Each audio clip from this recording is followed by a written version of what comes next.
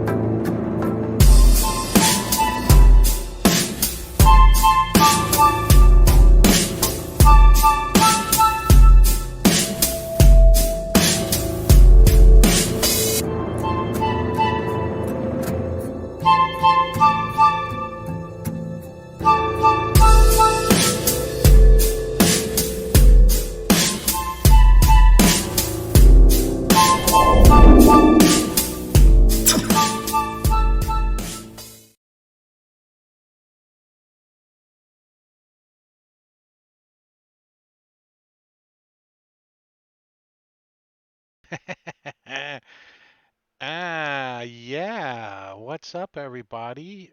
What are you guys doing? Huh? Huh? Huh? Huh? Huh? Chilling Chilling like like a a villain. villain. Well, happy Tuesday, right? It was just Tuesday, it felt like. I mean, it's like, whew, we just played, didn't we, a couple days ago?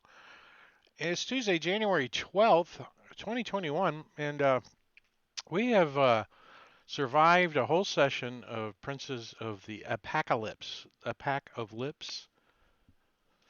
Yeah, we have survived it, and we're on session two. And you guys left off last week right at the end of combat. Yeah. Joey, what's up with Fable Forge RPG in the house?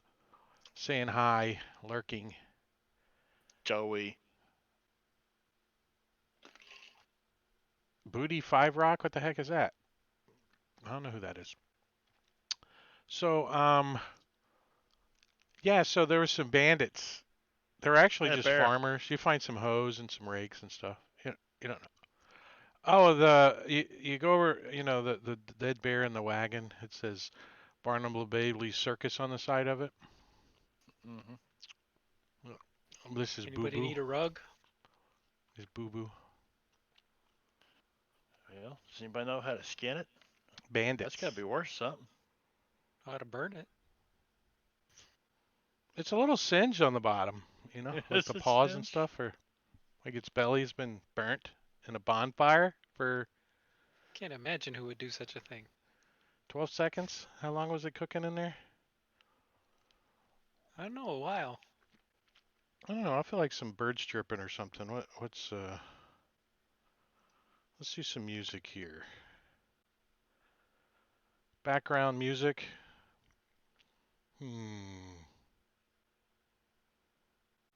Maybe some quiet hero beat.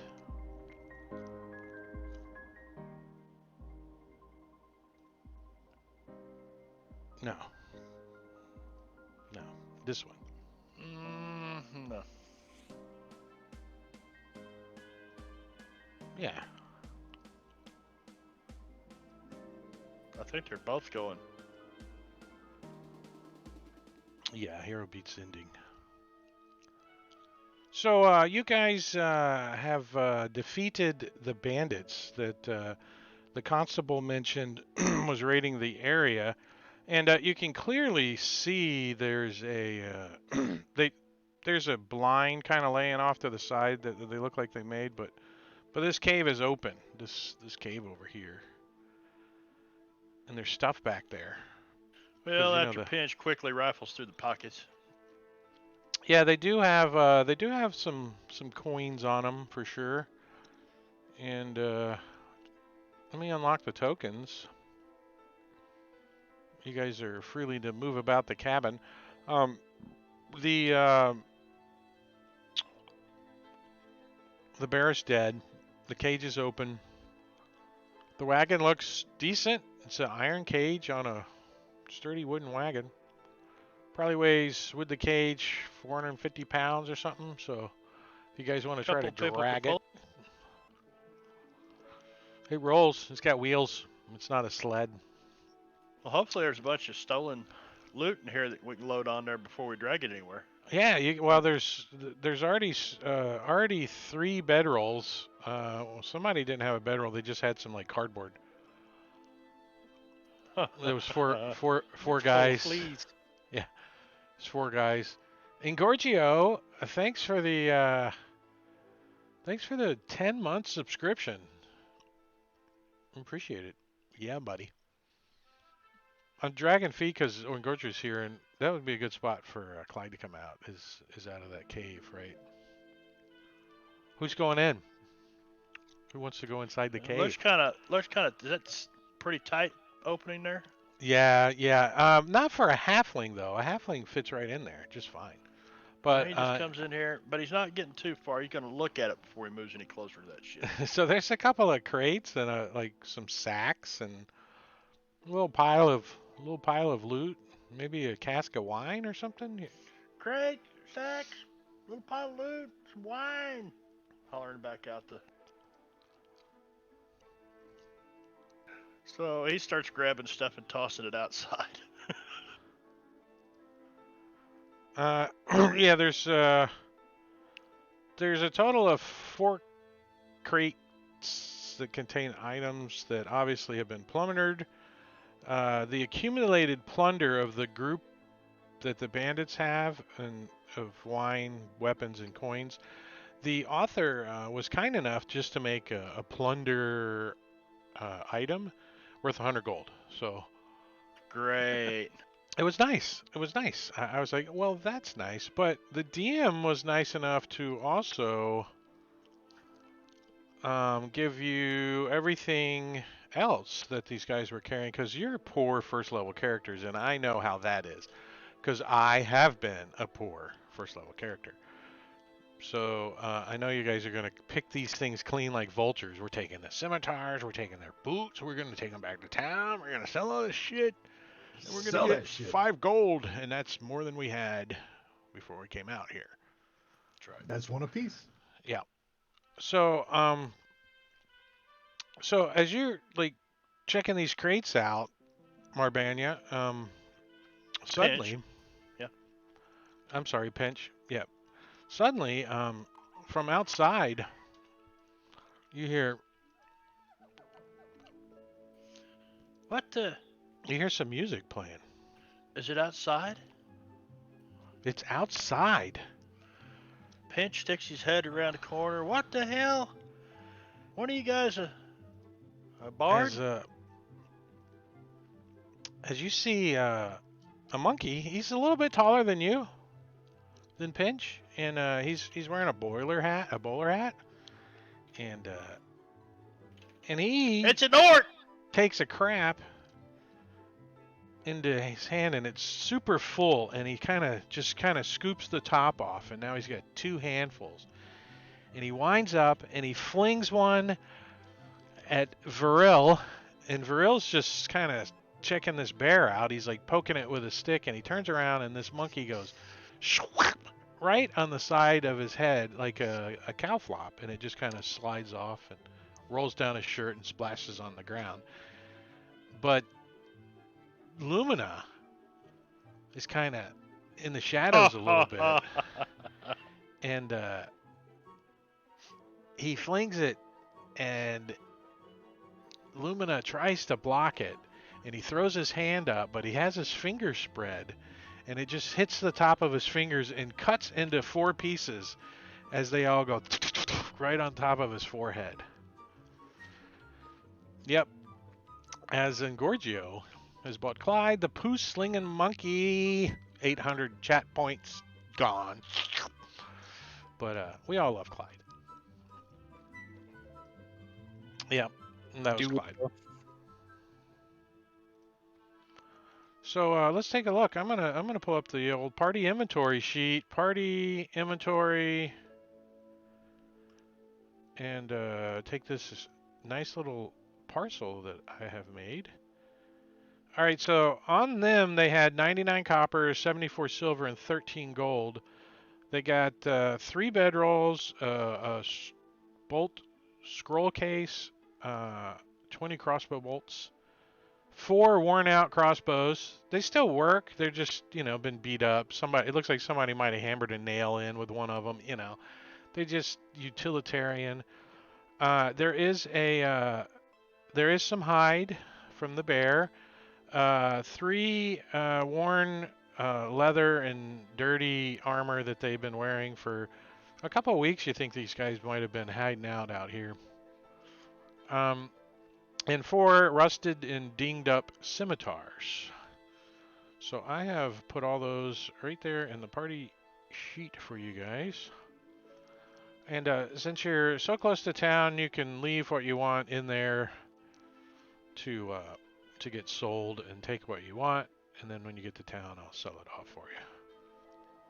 Because I've already adjusted it appropriately.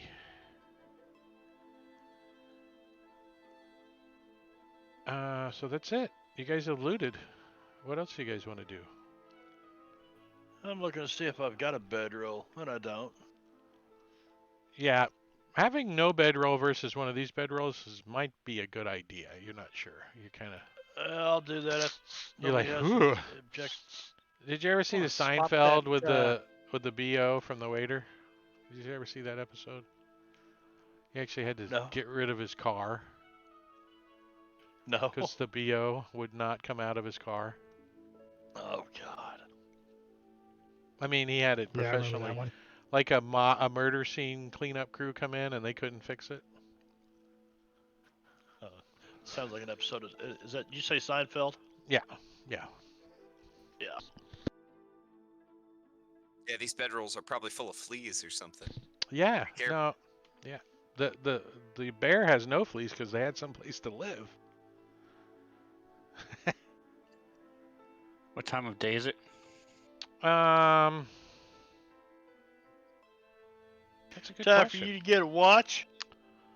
I think it's 3-4 hours after you guys got up in the morning, so noonish.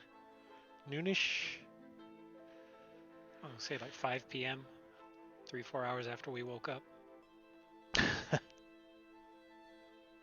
And I did put some handy dandy little images and stuff in the chat. I like the nice party image I did. Yeah.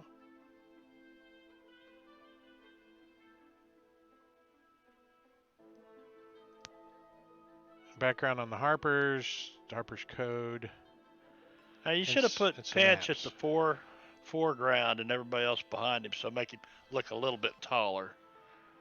You know, like Steven Tyler from Aerosmith.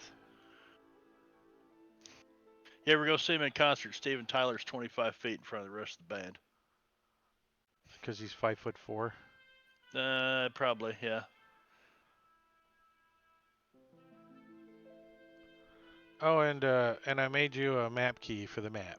If you guys didn't get that, kind of handy. Disadvantage. We're not even in combat yet. What the hell?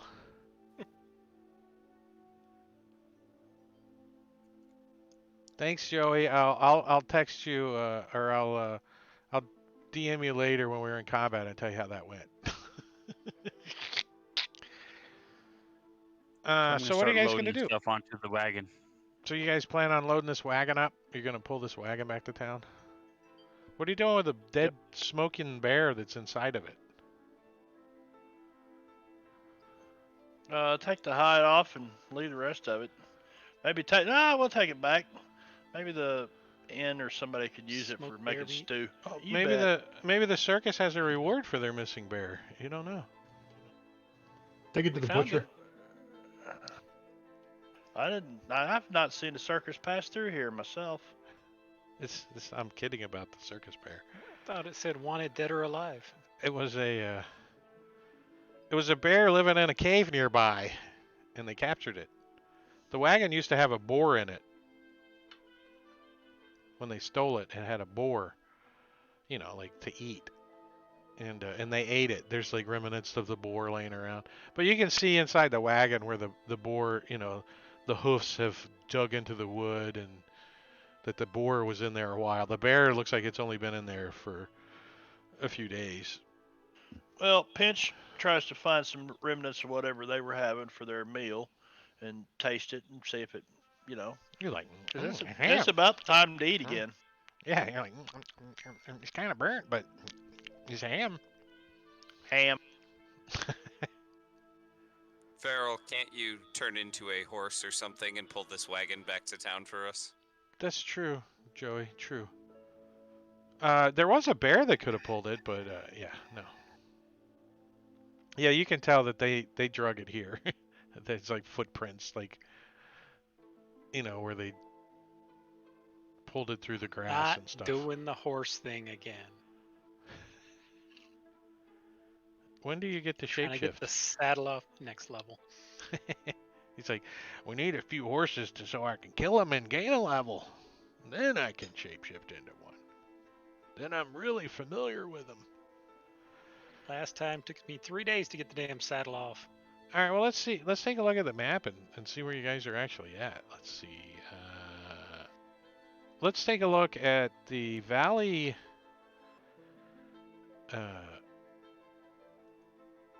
The valley from a long perspective. Yeah.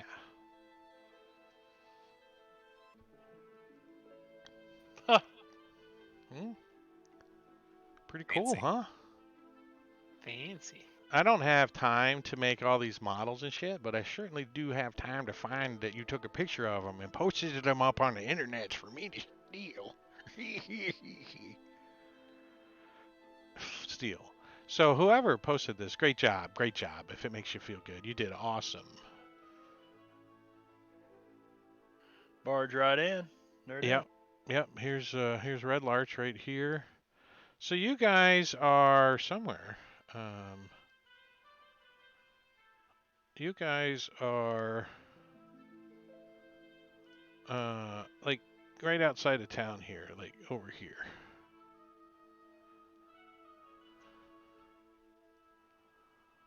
like right next to the road. So it'll take you guys. Are you guys pulling this wagon back? It's going to take you probably the rest of the day to get back to town, dragging this wagon. Well, they get back quicker if I'd ride on it, 'cause I know I'm holding them back. So I'd jump up there on the wagon as they're pulling it.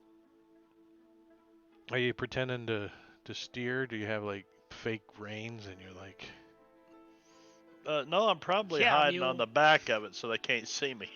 oh, you're like making sure I'm pushing, I'm back here pushing, and you hop up and That's sit on the right. back, angling your feet off the back. All right, well, it's not that difficult to make it back to town. Red Larch map with numbers. That's the one I'm looking for. Hey, Jangalang, you got something you can play for us? I ask as I'm pulling his wagon. You're pulling you're pulling on his, you're wanking or you're wagging on his pull. What? What are you doing? Yeah, Jangling will sit up on the wagon and play a song while you pull. Yeah. Did we just have that conversation? So you guys, That's what bobbed my head as listening to the music as I'm going. you guys make it back to Red Larch, and it's, getting close to evening. It's about 6 p.m. As you guys come into town. What do you guys want to do? I mean, you're like pulling this wagon. A couple of people say, horse would pull that a little better. He's close enough. Who was it that gave us the quest? It was the Uh, sheriff guy. wasn't it? Yeah. The constable. The constable. He's Constivatable. he works at the butcher shop, but it's getting late. You're not sure if he's there or not. Constable Harbrook. Yeah, Mr. Harbrook. When we get just outside of town, I'll turn over to Lumina.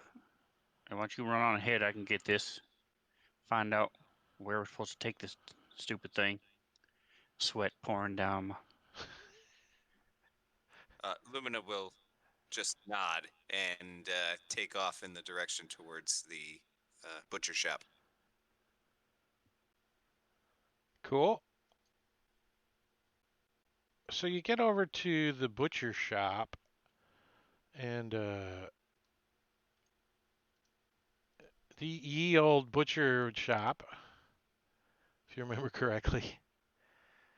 And Harbrook, he is actually cleaning up for the evening. And as you come in, he says, that shadowy looking elf. Did you find any bandits? Yes, there are bandits near that cave. Were is the appropriate Were. word here. Or Oh, Well, technically they are still there, although they are now deceased. excellent. So I should not expect any more trouble out of that area. Travelers. I know they might draw wolves in. How much you pay us to kill wolves? Wolves don't pillage caravans coming through. Oh, yeah. You make a point. There was a bear. A bear. it was delicious. You need some extra meat? Mule horse is hauling it in.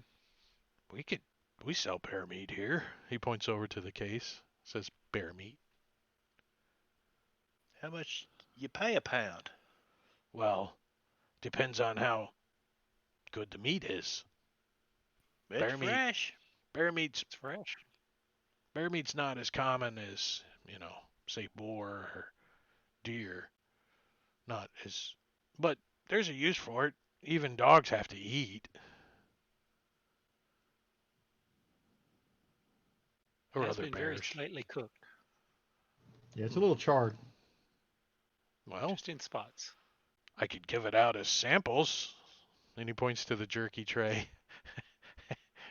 We could It's could just hang the it in his window. it is just the outside that is singed to preserve the meat within. The meat within. He says, I know the hide can go for a good amount of money if it's in good shape. But it's for But sale. the best I can do I mean, do you bring the bear in and show it to him, or are we just talking about this mystery Yeah, bear? Just show it to him when the wagon pulls up. With the Oh, mule so pulls we're- On the wagon. So we see Sally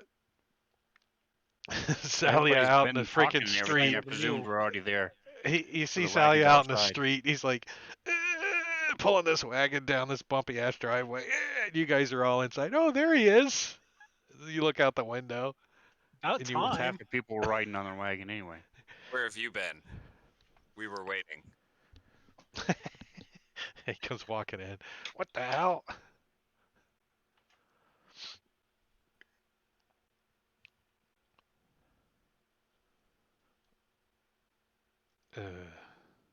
Role play.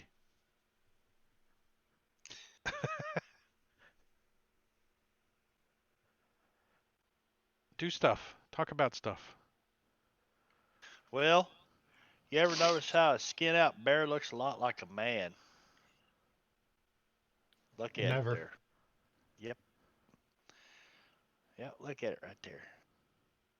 And see, Would you look and at that? Pinch starts looking- giving them You lessons looking on at it. a lot of naked men? No, now listen, pay attention. I'll show you. Right here is the femoral artery, and he takes his dagger and flips it around his fingers. He says, if you're real quick and you just give it one of these, and he reaches in there and slices it, he goes, now they'll bleed out in a matter of seconds. You just got to get away from them in the meantime. Are you like bleeding this? No, you guys probably already bled this thing out. You skinned it already, haven't you? Oh yeah, we've skinned it and gut it and bled it out. Yeah, as much as we're going to. Filled the cave with its entrails. Nice pile in the burning, smoldering fire that was there. So Harbrick offers you a gold for the bear meat. He says, It's gold more than we had. it's not. It might get a couple of meals out of this. So I'll just add that. So I'm not going to go in. I'm going to leave the wagon out front and walk over to the side in that paddock area to where the little well that's there and just sort of dunk my head in the water. And There's like troughs and stuff too, so there's plenty of fresh water. wipe off some of that sweat and dust and dirt. Cool down a little bit. I'll stay outside in the cool air for a minute. Stretch. You know there's a bathhouse, right? You see a couple of the local kids. No, Siri, I wasn't talking to you. A couple of the local kids milling about, kind of eyeballing you guys a little bit, you know. Over in the like the end of the street, they're like peeking around, watching you guys, pointing and giggling. The local little rascal gang. What? Laughing at it for pulling the mule, or pulling the wagon. He's not sure why they're laughing at him. Jangalang, what is their deal? You They guys think are it's funny that- inside. You guys are inside, so you don't really see that. Just Salia does. It's outside.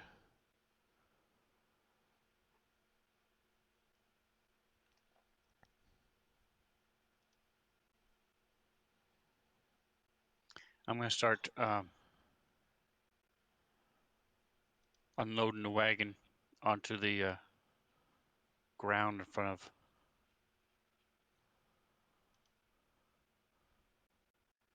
Just putting everything there in a big stack in front of the In front of the butcher's butcher's house. Now you are the constable, Harbuck, isn't that correct? You're the constable. Look, now you have a wagon too, right here for sale, that is already equipped to be able to capture people and haul them around. It's perfect. he like he like slides this bear carcass back off of the counter and like sets it on the table behind him. He wipes his hands and he comes around the counter and he goes up to the window and he looks out the window at the wagon you guys are talking about. And It's a paddy wagon.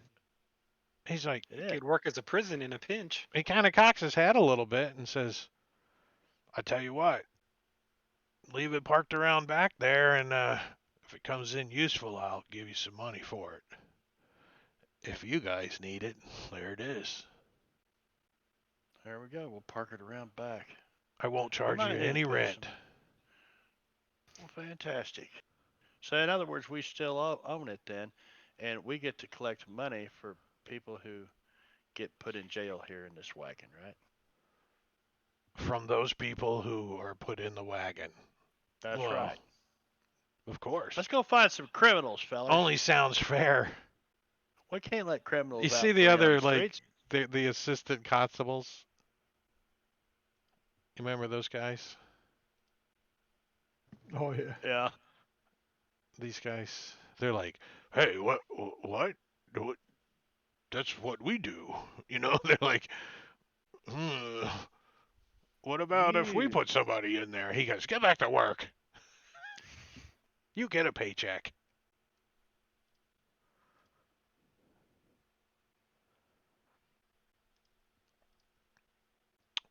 So you guys pull the wagon around and like put the brake on and kind of that jazz, and pick up all your loot, and you guys are gonna like before all the shops close, like sell all your loot, get what you Yeah. can. Yeah. Yeah. Uh, so everything in the party sheets getting sold. Everybody got what they wanted out.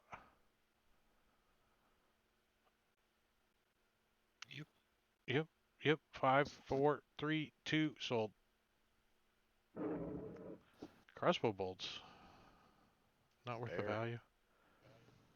1 Says gold. one. Doesn't one of you use a crossbow? Short bow. I'll pick up a crossbow later.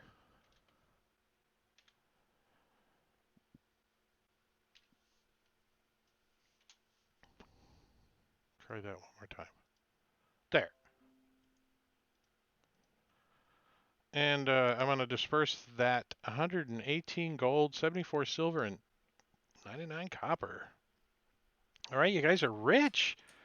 23 gold a piece. You guys can, like, get a room or Right. something. So, where is it that you fellas want to go?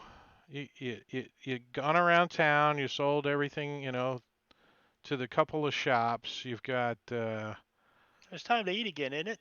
a Shouldn't we, smithy. shouldn't we get something to eat? If you guys want any uh, to buy anything, just let me know. I have shops made, so I can just chuck it open. Matter of fact, I'll just share those with you, and you can use them as you see fit, right? Not Sirenscape Sounds. Shop.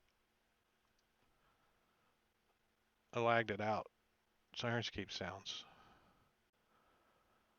So I already have the leather shop shared. Here's armor and adventuring gear.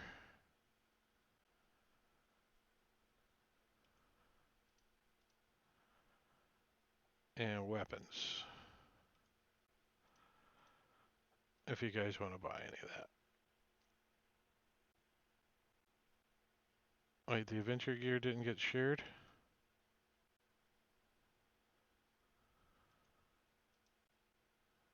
I don't have quite enough for studded There. leather yet.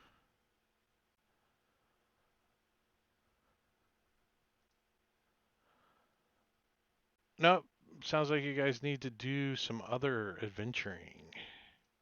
We do. All right, so as a reminder, in town, you have the main inn and somewhat kind of has a kitchen that's kind of burnt. is the Swinging Sword. It's the main inn. It's pretty nice. It's nice stuff. To get a room there, you could spend 5 gold a night. They have really nice rooms. They have regular room for gold, and then they have like a common room that is a silver. So basically, you get a cot and a nightstand in the common room. All of the Well, I don't need a 5 gold a night room. I can tell you that. Yeah, all those rooms are kind of like long stay. They have a little living room and a bedroom, and they have a fireplace and a nice little area to bathe in. The 5 gold ones. The 1 gold is just like a hotel room, a bed or 2 beds. Across the street is the tavern. It's called the Helmet High Sun, and it's a 2-story building, but it looks like the top floor is an apartment, and it's a tavern. And then the cheapest place in town to stay would be Mother Yalata's, which is a boarding house. The rooms there are 5 silver per night, and it's basically a dumpy hotel room. That's not that bad. It's better than sleeping on that crap that Ender's got over there. Hey, hey, hey! That's my place over there. Ah, that I'd let little you stay with shitter me, out but back. there's no room. Yeah, you'd rent it out for 5 gold a night though, and stay in the inn. That's for sure. Yeah, yeah. No, I'm good with 5 silver a night. So if we're gonna be around Red Larch for a while, I just rent a room for a week at 5 silver for 10 days. So that'd be 5 gold Where? Yolantas? at the boarding house. Oh, Yolantas. Let's see. Yolanta's boarding house. Yeah, It's Motel you get a 6. decent sized room. I mean, it's just a bed, pretty much. We leave the light on Red for you, and we leave the cockroach spray out. Red Roof Inn. Mother Yolanta, she's a no fuss type of woman. She doesn't put up with nothing. She's quick This to poke Veryl's you kind with of woman. her walking stick too. She says, "I don't like nonsense. You come, you go, you pay your money, you clean, you don't be dirty, you clean up after yourself. It's five Viral silver a looks. night. You pay for a week?" She looks at you. Smell like curry in here, patchouli. Yeah, she's got. Well, she doesn't have. She doesn't have a kitchen. She doesn't cook. This is just a hotel, a motel. So all the food's been, like brought in. The food in the dining room, or the not the dining room, but the common room here. They do have a bath though, but no people to fill the tub and stuff. You have to do it. And this is So where do they carry it upstairs? like a lot of the people that work in the where they mine the marble. What the hell's the thing's called? Quarry. Quarry? The quarry, yeah. For some reason I can't remember Corey and my name's Carrie. I don't understand that. It's weird. But Corey is spelled totally different. And so it's dusty in here, all that fine quarry dust, and there's a lot of quarry looking guys, kind of burly because manhandling rock all day makes you a little burly. So they're like sitting around. It's evening. They're starting to come in, off of shift. The day is ending, so you can hear a couple of them talking about going over to to Gale Kirk's is what one of them mentions. Gale Kirk's is another barber shop slash tavern slash pawn shop. So It's before we all number separate, 17. that worked out pretty well overall. What say you guys want to do this again tomorrow? Want to meet and figure out something else to do? You mean like a real adventuring group of people? You know, if I can make money, if there's profit in it, I'm all about it. 24 gold in one day, that ain't bad. Ain't bad More at than I all. made before. Yeah, yeah. So we want to meet for breakfast at the Swinging Sword. Oh, you can get a bowl of hash for wake and bake if you want. Let me tell you about Galita. Oh, she's pleasant. She's pleasant to look upon. Easy on the eyes, Galita. Sounds like a plan. Swinging sword at the end of the first watch. I'm gonna go get some food and then go back to my free room and board. Sila, do you think they will put me up with you again? Put up with you again? Yeah, we done both. We both Harpers. Don't you have the same thing I do? Do you say that out loud in front of Pinch? You gonna No, sleep we're with those annoying kids? whispering. Lumina's whispering to me, so I'll be saying it. Okay, so Pinch didn't hear that. All right. Well, we don't know that. Let's get Pinch a perception check. He's always got his He's nose snoopy. into shit. He's sneaky like that. I think I grabbed perception. Yeah. You should have rolled that in the open. Oh, So we all can enjoy your success. 19. Yeah, you overhear the word Harper like in a okay. whisper. That would probably make Pinch pretty nervous right about now. You like look around, you like double check like Make sure that are cover it they up. looking at? Are they talking about me? No, you look over and they're talking amongst themselves. They're not even looking at you. They don't even know you're there. You're like I'm under gonna. the table. You're like, "Oh, look, I dropped my quarter." Yeah. I'll slip a little closer and see if I can't pick up what they're talking about. I'm gonna be going to spend a little bit of this here money. Maybe earn me a little more if I can find somebody who's playing cards or something. So I know you're more of a book learning guy, but so if you hit on over there first, just let them know I'll be there later. I would like to go to the tavern as well, so I will accompany you. Helmet High, son. Sounds like a grand time. Yes, you are So welcome to join us. yeah, I'll Don't turn mind to the if I group. do. Gonna go get us some food. Maybe find somebody to work out these kinks. Y'all are welcome to join us. Otherwise, I'll see you in the morning. Well, Pinch will put his bedroll and stuff he doesn't really want to pack around with him in his room. He's gonna take a little piece of string and you know a little piece of string about that long and lick his fingers and get it to kind of stick to the door and the door jamb. Make sure that nobody opens his door. I'm gonna walk over to Jangalang. I appreciate that music.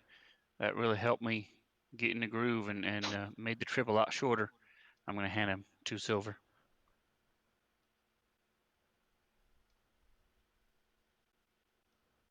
Who's all going over to the tavern? Pinch. Lumina is. Veryl's gonna hit up the bakery for some pastries first. Ooh. And then what about Jangling? I have like a little side thing real quick for Jangling. And I see Caesar's off camera, so that might work out well. All right, so the three of you go over to the high, and I'm going to share this with everybody. The Helmet High the Sun. helmet high sun, and We you're just can't see outside. anything Yeah, you just can't. because it's our line of sight. Yeah, you just gotta look at the empty map until you tell me you go there. Then I'll drag the token on the map for you. Well, we can Uh, see the other tokens, just none of the map. I can see through some windows, yeah, but it's just a grid. there's no map there. Nope, just a We grid. just we All just right, well don't see it. let's just do. Where's that button? There. Let's do that button. Beautiful. Now I Well, now, sees it. now we see everything. So the helmet high sun is right across the long road from the Swinging Sword Inn. It stands a ramshackle two-story tavern. Rusty metal grills cover its small, dirty windows. The tavern's name is very clearly printed in large, simple letters on both sides of a jutting wooden sign.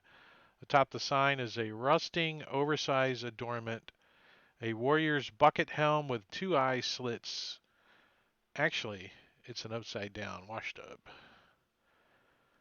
Inside is a large, dimly lit, wood paneled tap room. An open, treaded wooden staircase climbs to the upper floor, which is just a dim, darkly paneled apartment and backup tap room up there, which you think might be some card games going on. Across the back of the tap room is a long bar with three copper candle lanterns hanging over it and a stair leading down to the cellars.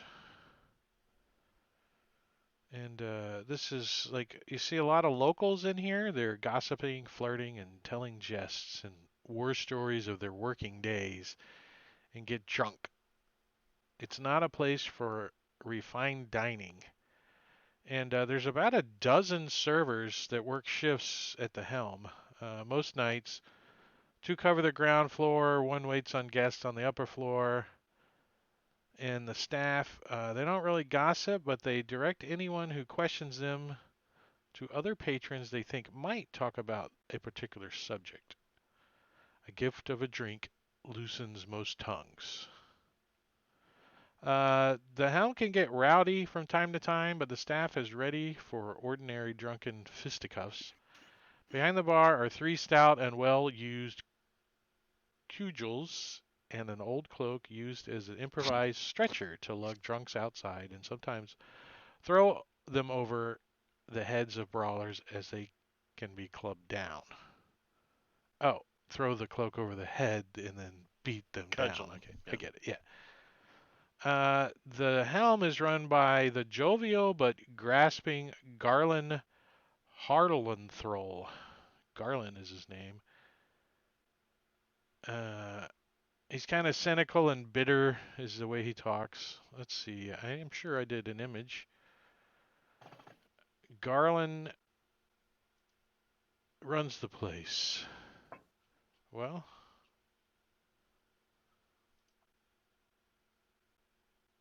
I guess I didn't. Slacker. It's not possible.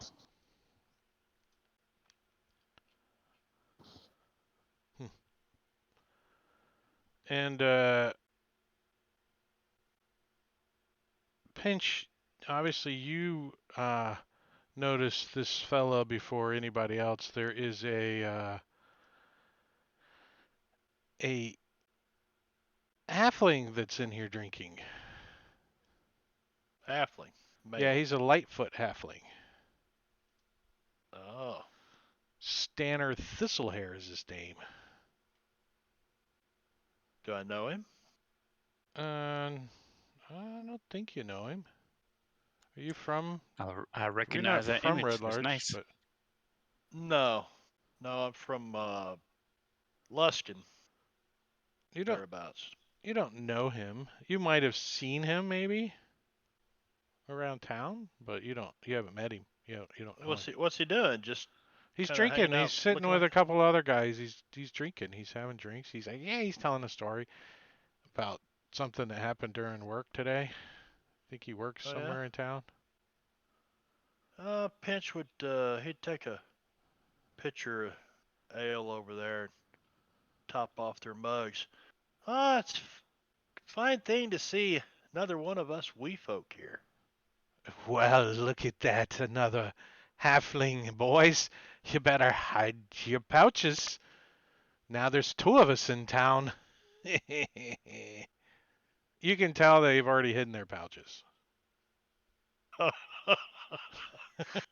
Yeah.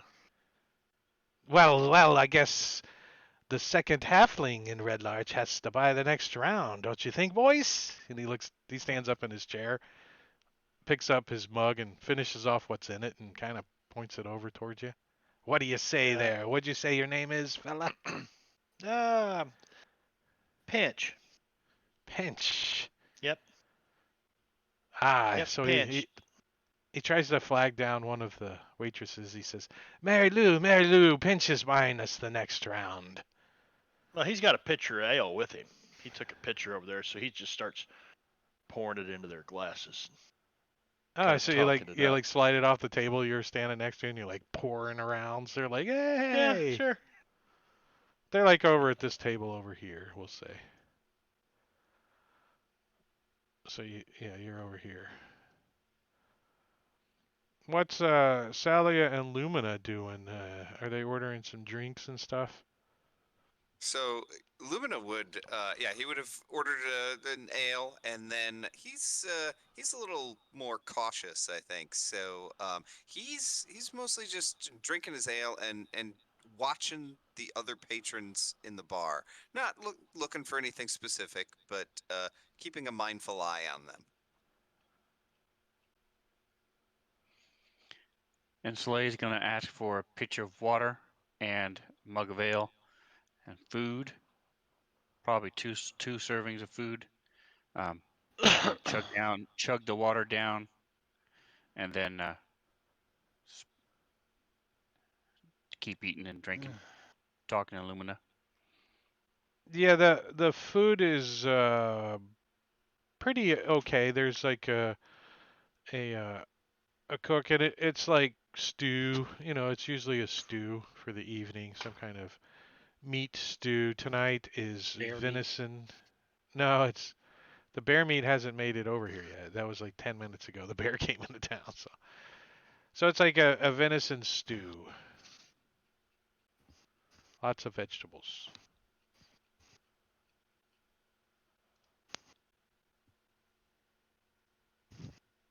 All I'll right, let's pull out go.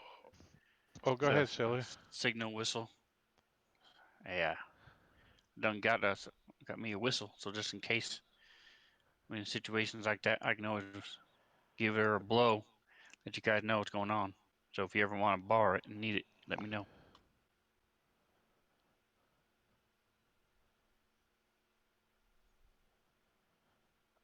It's a good way to alert all the local monsters in the Right, in we're the vicinity. we're here. I look around. It's like Dad's voice is here. Damn. So, Jingling, you're like, you know, Whispering in your ear.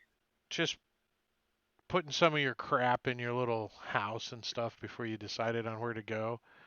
And a couple of the little rascals come like poking around. Where you been? What you been doing? What are you an adventurer now? You know, they're just giving you the 20 questions. And but you get that Pell, one of the little girls that she's not part of the little rascals, but she kind of knows everybody. She's kind of real popular in town. Her name is Pell, Pell. She's she's like an anti-bully kind of girl. You know, she's no nonsense. She don't take no crap off of nobody, and she's good with hitting you with a rock. She'll pelt you with a rock from like 50 yards off, like pop. So you don't. No one really messes with her much. They just leave her alone, kind of thing. But the everyone's saying that she's claiming that she saw a ghost. A ghost. What? A real ghost. I'll ask her, where'd you see this ghost at? Oh, she's not there. This is the rumors the kids are telling Oh, you. they're saying Pell saw the ghost. Yeah, Pell. They're saying that Pell claims she saw a ghost. Is the story of the day. Pell Well, says she I'll saw ask a him. ghost. Did she say where? When? No, well, we didn't ask. We didn't believe that she saw a ghost. Why does it care where?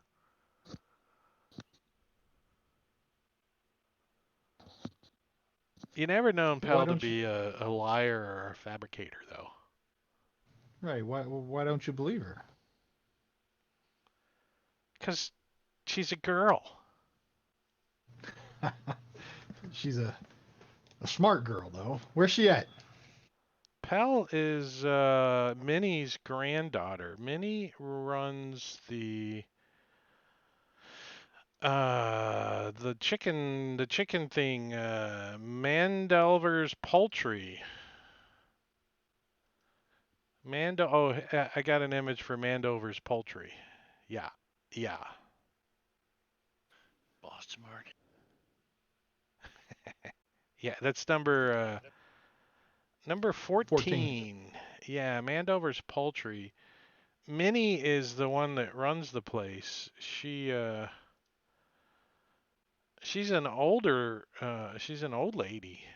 This wooden building grew haphazardly for many years, shooting out single-story wings and annexes untidily in all directions. The interior looks like a barn or an attic with exposed beams and posts. Pens with live chickens fill most of the odd corners and halls of the building, leaving only a narrow aisle down to the back where the mandivers live. Mandivers live. Their rooms are separated from the chicken pens by a workroom with cutting benches and a central hearth. So Minnie, uh, this is like the favorite chicken poultry place in town. Kindly old Minthra Mandover, or Minnie, she's called, and uh, and her three grown children sell chickens, live or roasted, preserved in oil, pickled chicken livers, and eggs, both fresh and pickled. Pickled Minnie has livers. the demeanor of a kindly old daughter, but she is sharper than she appears. So, uh, Pal is the youngest of her children, being uh, quite a lot younger than the other two. And here is Pell.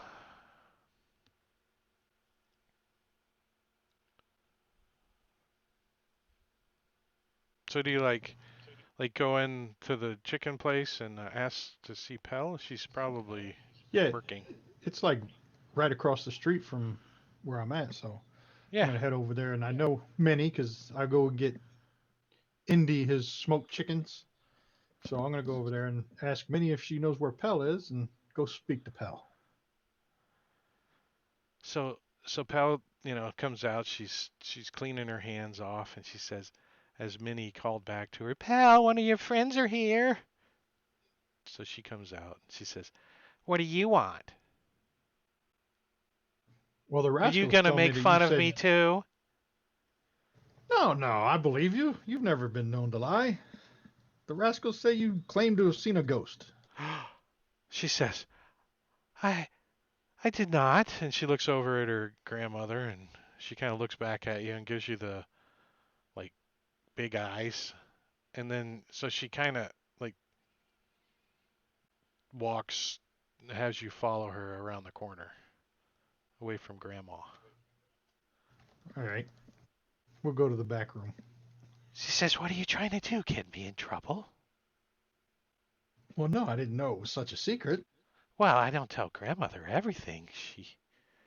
She might worry too much that I'm not staying nearby. Where did you see this ghost at if it wasn't nearby? Oh, we were way out at the Tanlin farm, and we snuck off. We were gone we must have walked for a few hours. I don't know. It was pretty far towards the hills, you know, where the where the graveyard's at.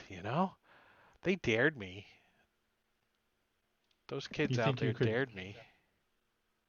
You think you could lead me back there tomorrow? Oh, I don't think so. I don't want to go near that place again. That thing was horrible. It was, What did it look like? it was, I don't, you know, I went into the tomb. I snuck up there. I was just gonna touch the door. That was the deal. I just had to touch the door and I could run away. But when I got up there, the tomb door was open. It wasn't open all the way, but it was open enough that I could slip in. So, so I kind of the light was shining in, so I kind of crept in and went inside, and oh, it was spooky in there, and I found another door, but when I tried to open it, that's when the ghost appeared. It came right through the iron door at me. It had a big sword. I ran away as fast as I could and never looked back. I didn't even tell the boys that I had left. I just ran away screaming. I think they heard me. Well, that's an interesting story. I know a few guys, and we might go up there and check it out. I'm assuming Jangalang would know where this place is. He knows about where it's at, yeah. He probably Yeah. hasn't been I, there, but he knows the general idea. I got a couple new friends, and we're learning to be adventurers, and we went and did some fun stuff today, and I think I'll collect them up, and we should go out there and check this place out tomorrow. Oh, Do well, you be want to come with careful, us? Jangalang. It was a real true ghost. No, no, I don't. I don't think so. I'm not. It's a long ways, and I have work and stuff to do. Grandma would never let me go off that far, even with someone as big and strong as you. Well, I'll tell you what we find when we come back, if we come back. Okay, well, if you come by in the morning, is that when you're going? I Yeah, wouldn't go at I'll night. collect them up. It would be horribly Oh no, scary no, at no. night. Well, come by in the morning and I'll send you away with some of Minnie's fresh fried chicken. Well, I'm supposed to meet these guys for breakfast, so Oh, on your way out then. yes. She says, bye, Changalang. She waves and runs back into the workroom, starts working again. See you later, pal. All right, so I think I made a quest. Let's see. Yeah, Pell's ghost story. Look at that.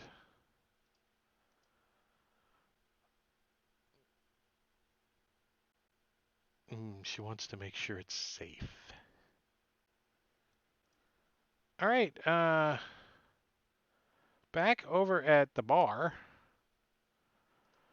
Um, how liquored up do you get this halfling there,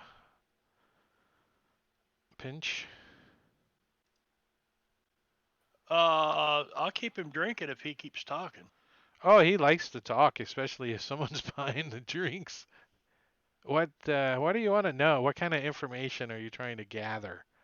Well, He I just he heard him telling a you story about something you happening. know he works at where does he work? He works at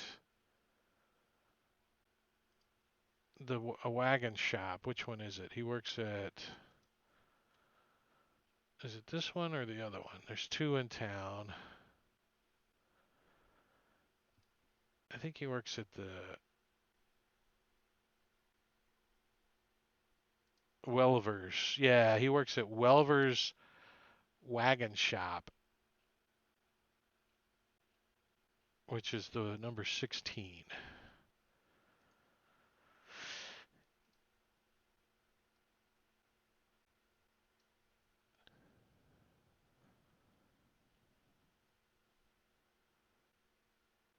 Some of their finer works outside.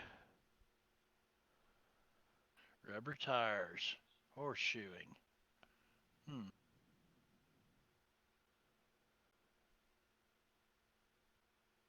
Wagon manufacturer, Welver's. That's where he works.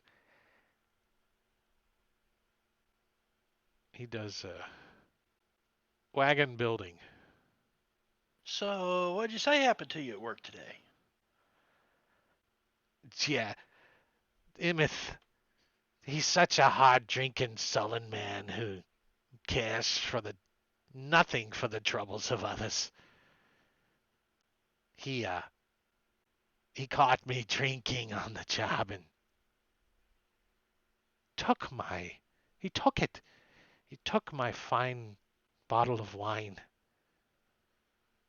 What? Yes, That's a tragedy. right out of my lips. I was just sipping on it. Just took it right out of my lips and took it into his office in the back there. And he drank it. Is that normal for him? Yes. Kind of. Well, Usually it's takes what he normal wants. that he takes my wine, but it's normal that he stays drunk most of the day. But he works pretty hard when he works. He has A to drunken wagon maker.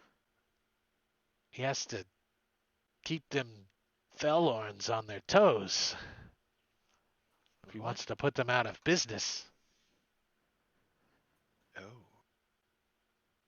So, like, put him out of business any way necessary, so to say? I think he's just trying to outsell them. Quite honestly, we have so many wagons to make. We've start projects, people don't pay. We have to start over on different projects. Then some people come back and pay, and we finish work. It's a hodgepodge over there, I tell you. But what can you do?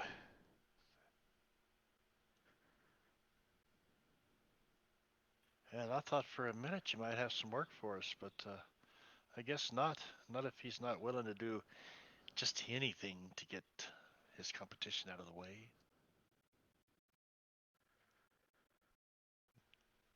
Well, I've never asked him about it, but now that you put a little birdie in my ear, I should keep my ear open.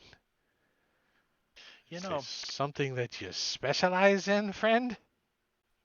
I deal in funny things that are going on. You know, funny things. And I find it a funny thing when a man would have the audacity to steal a halfling's wine. That is a terrible, terrible tragedy. That's funny things. That's funny business. Yeah, well, I suppose I was supposed to have been working, but needless to Well, say, sometimes that presents a problem, but I mean, come on, you've got to be reasonable. I mean, a wee little drink. yes, he said something about spilling wine on the upholstery. I don't know. More ale, please, sir. Yeah. A pinch looks around. Is there a table close by with a pitcher on it? Like an empty one or with stuff in it? No, it needs to have stuff in it. He's just gonna like go gank it kind of picture? Like, Well, I'm gonna I kind of mean, maybe create a distraction. Roll Lumina a and coin across the floor, and Lumina and Zyla might have a picture. I don't know. What are they drinking over there? no, I wouldn't steal their I wouldn't steal their ale. I'll holler for some more ale for these guys. And I'm gonna act like I'm drinking a lot, but I'm gonna kind of slow down a little bit on the ale. Let these guys get drunker.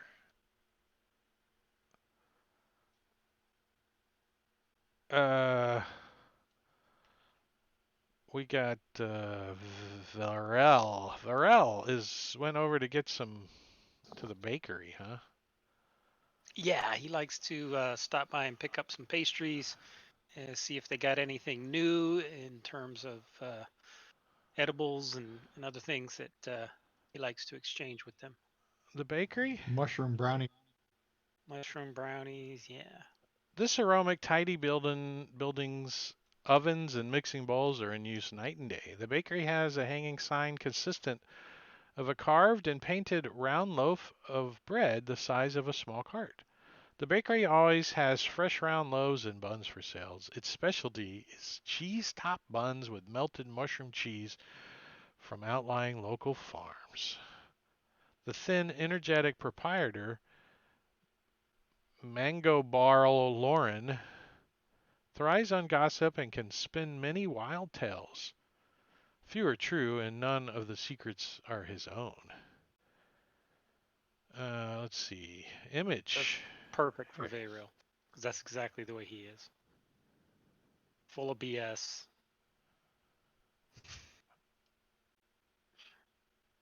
Loves to chat. She stole Chef Boyardee's hat. That's where he keeps his treasure stuffed in there.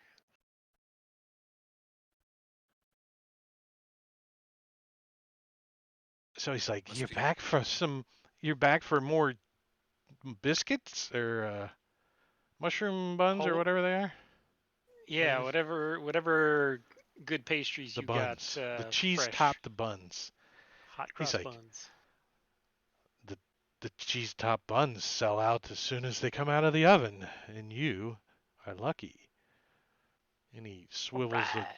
fresh hot tray onto the counter. It's the last batch for the evening till the morning when I wake up and Awesome. time to make the donuts. You So can I'm call going me to Mango, he says. Mango. All right, Mango. I would have been a regular here every time I come into town. Um, He says, always stopping by "So what's for a treat. happening in the golden fields these days?" Um, things are going all right. You know, we got a few new strains we're working on that showing some promise. Um, fields are growing well. Haven't really had any major issues other than my annoying boys showing up and dragging me out into the world again. But kids. Ah, your voice. Yes. What is it we've heard of your lovely daughter? It's been a long, She'll long be time around since shortly. you've mentioned her. Oh, indeed, she's coming to town, huh? That's what I understand. Uh, she sent me a letter not too long ago, and seems she'll be here in I don't know a week or two. I figured I'd entertain my boys in their silly fantasies on of saving the world, and hopefully Tess will show up and I can hang out with her. Well, bring her by the bakery when she comes into town. I'd love to hear her story of Silvery Moon and the places that she's traveled. It's not every day you get to meet royalty. Yeah, most definitely. I'll be happy to bring her by. She always loved the treats I'd bring her from here. They're such a different story when they're fresh. And Oh you've already yes, like chomped down like two of them. You're like, it's dripping down my chin. it's like those soft yeast rolls that's got like cheese on the top and like truffles all in through it. They just like Hmm. just melt in your mouth. All Yeah. right. So Lumina and Sila, you guys are sitting around at the bar. Anything in particular you guys are trying to do? Sila, we are here to do a job. Yes, perhaps we should chat with some of these locals and see if we can find out some information.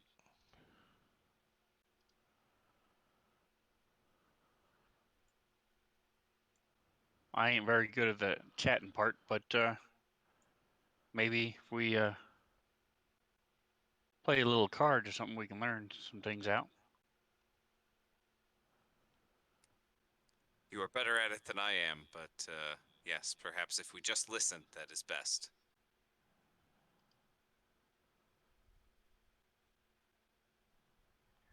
I sort of lean forward, notice that their little guy's been drinking a whole heck of a lot. Hopefully he'll be all right in the morning. I look back at Pinch. Uh, he probably seems to be doing okay. He might be weaving back and forth a little bit, and he's rocking forward as he's telling a story, which is really meaningless and probably made up bullshit.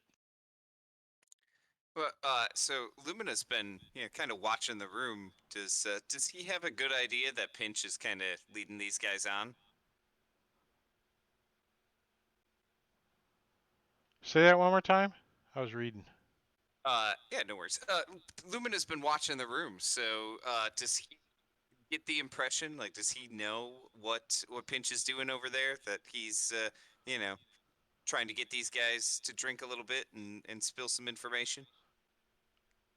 Yeah, but you think that's just second nature for Pinch. You don't think he's like trying to do it. He's just doing it, you know. He's just being himself over there, you know. He doesn't really have a direction, you don't think, of questioning. He's just, you know, he goes down like the wrong kind of path sometimes that you would take Yeah. in questioning. Like no one cares how long the hairs are on his feet. But Pinch does. Pinch is curious. Yeah, he just every Pinch is everybody's friend. If he's everybody's friend, he kind of knows the scoop on what's going on. But he does a whole lot more listening than he does talking.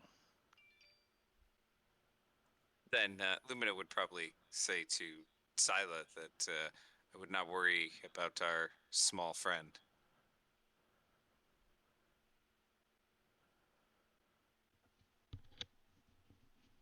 Oh, my mic turned off. What'd you say? Was that a Uh, question? no, I was Oh, talking to Scylla. uh,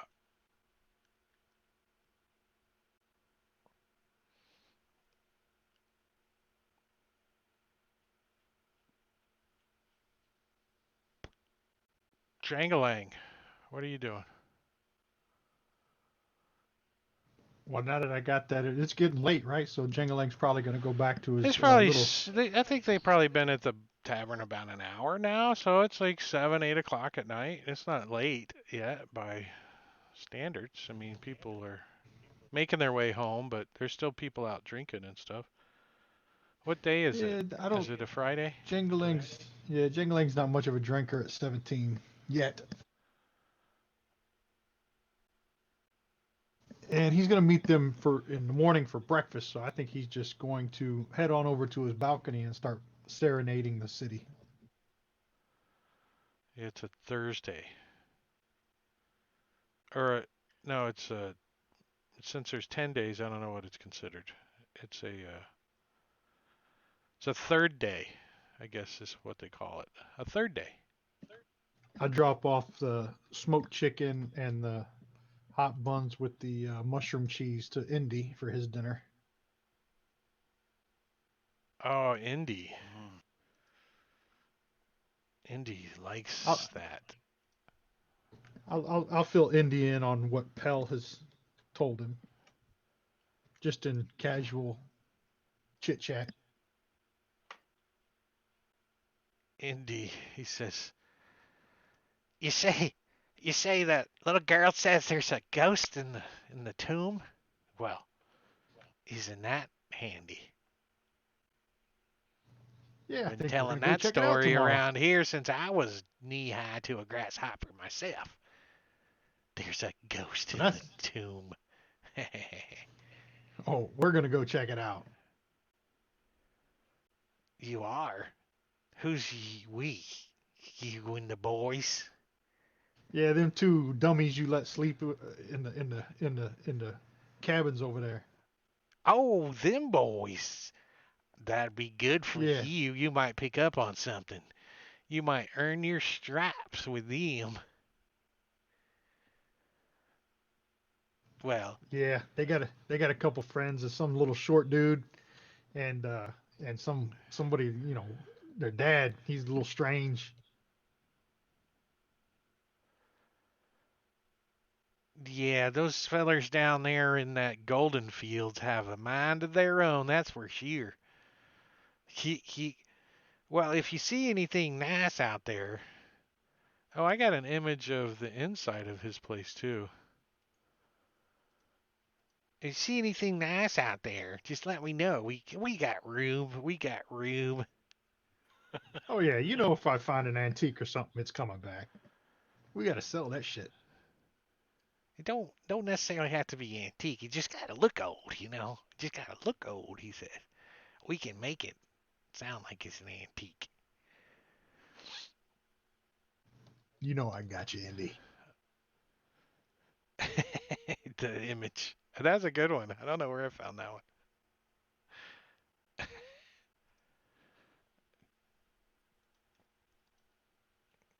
All right, so So Indy's somebody that you guys will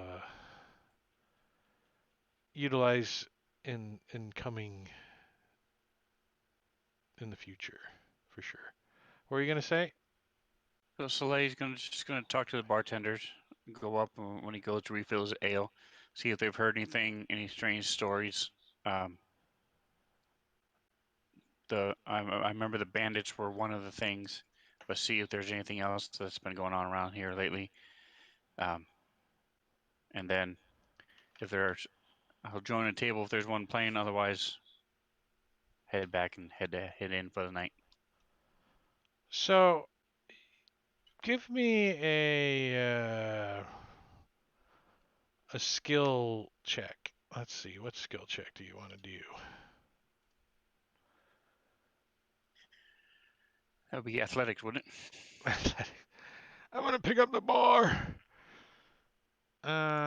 it? Insight. Actually, yeah, I think we can use some insight from you.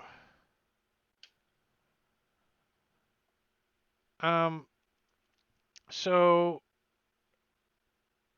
you did catch a one of the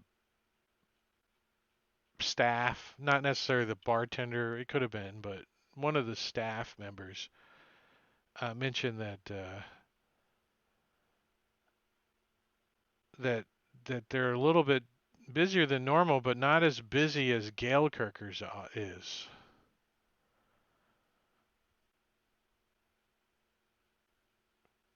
for some reason. You didn't catch why they're a little busier than normal with a 12, but that's what you got. That Gale Kirker's seems to be busier than they normally are.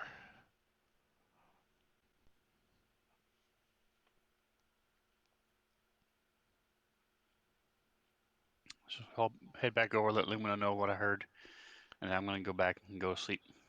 Tired, Go to the working all day. bunkhouse, get your long rest.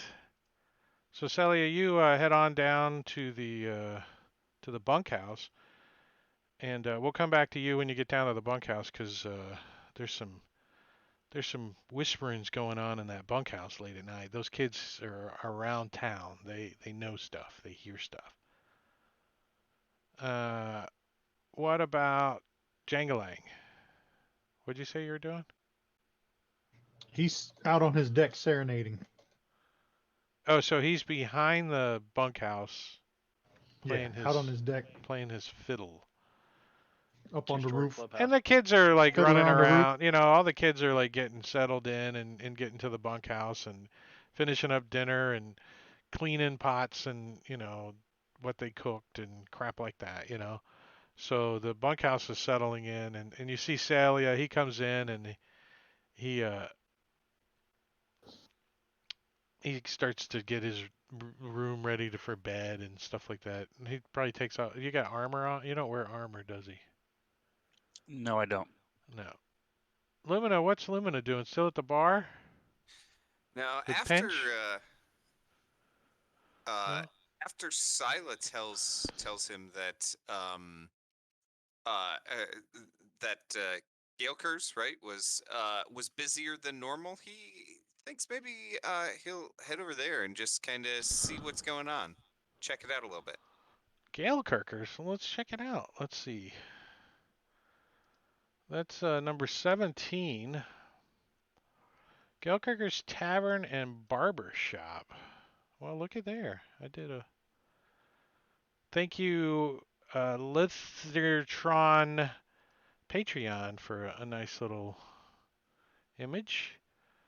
It's a seedy wooden building. It serves as Red Larch's used tools and goods shop, barbershop, and unofficial second tavern for locals.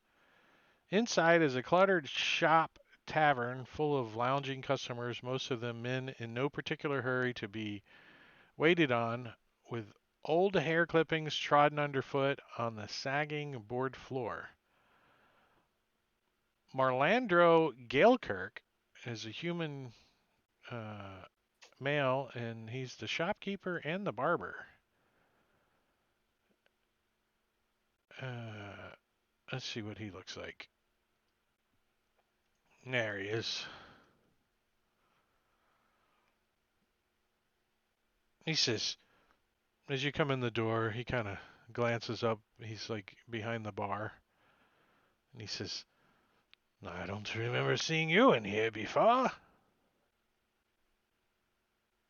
I've never been in here before. I heard that you were busy busier than normal tonight. I thought I would come down and see what the fuss was about.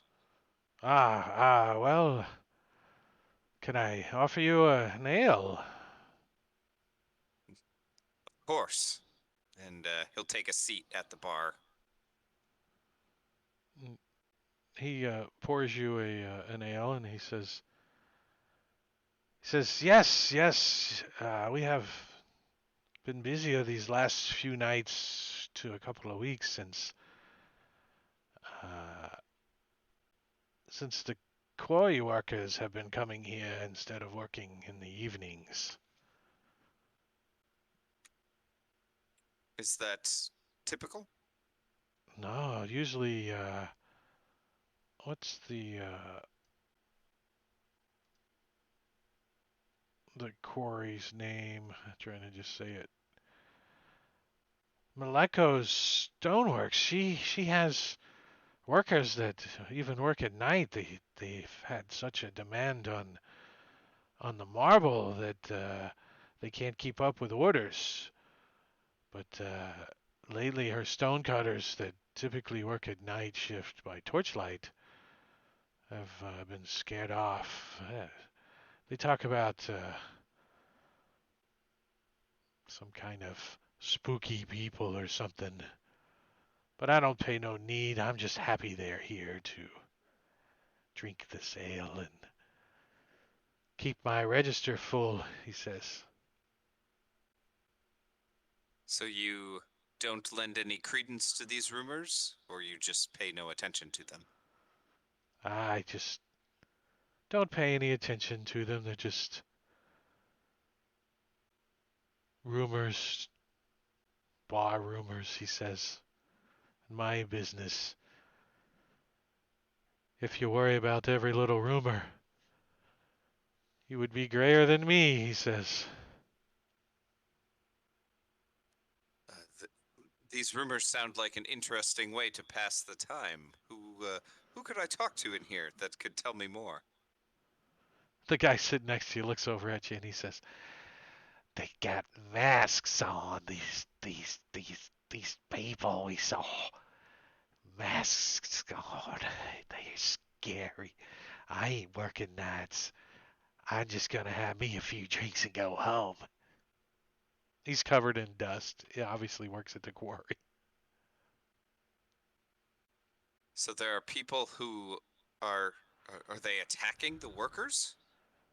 No, no, they just watch. Creepy they are.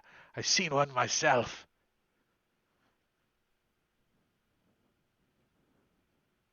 Do they come every night? Oh, I haven't been up there in perhaps a week or more since I've worked nights. Some have not worked for longer,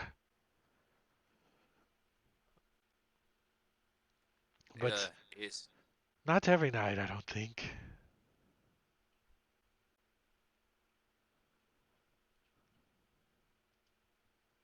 there anyone else who has been there more recently, and have they continued to show up? Do you know?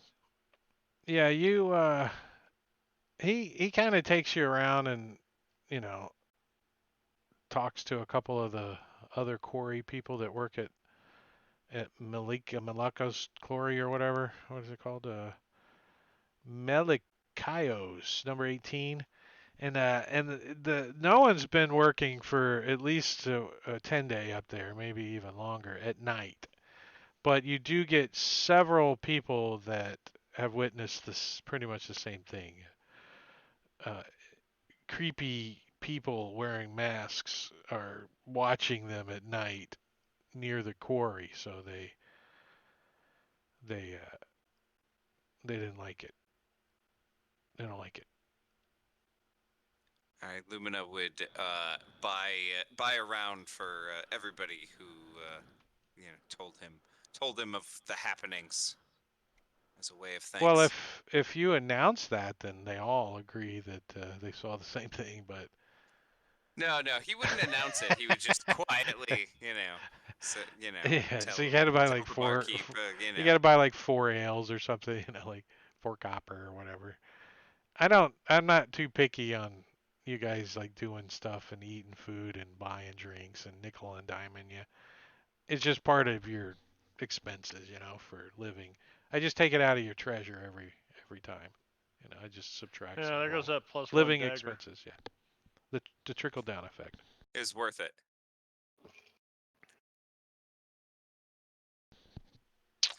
Then, if after he talks to a few people, he would probably head back to the bunkhouse. The bunkhouse.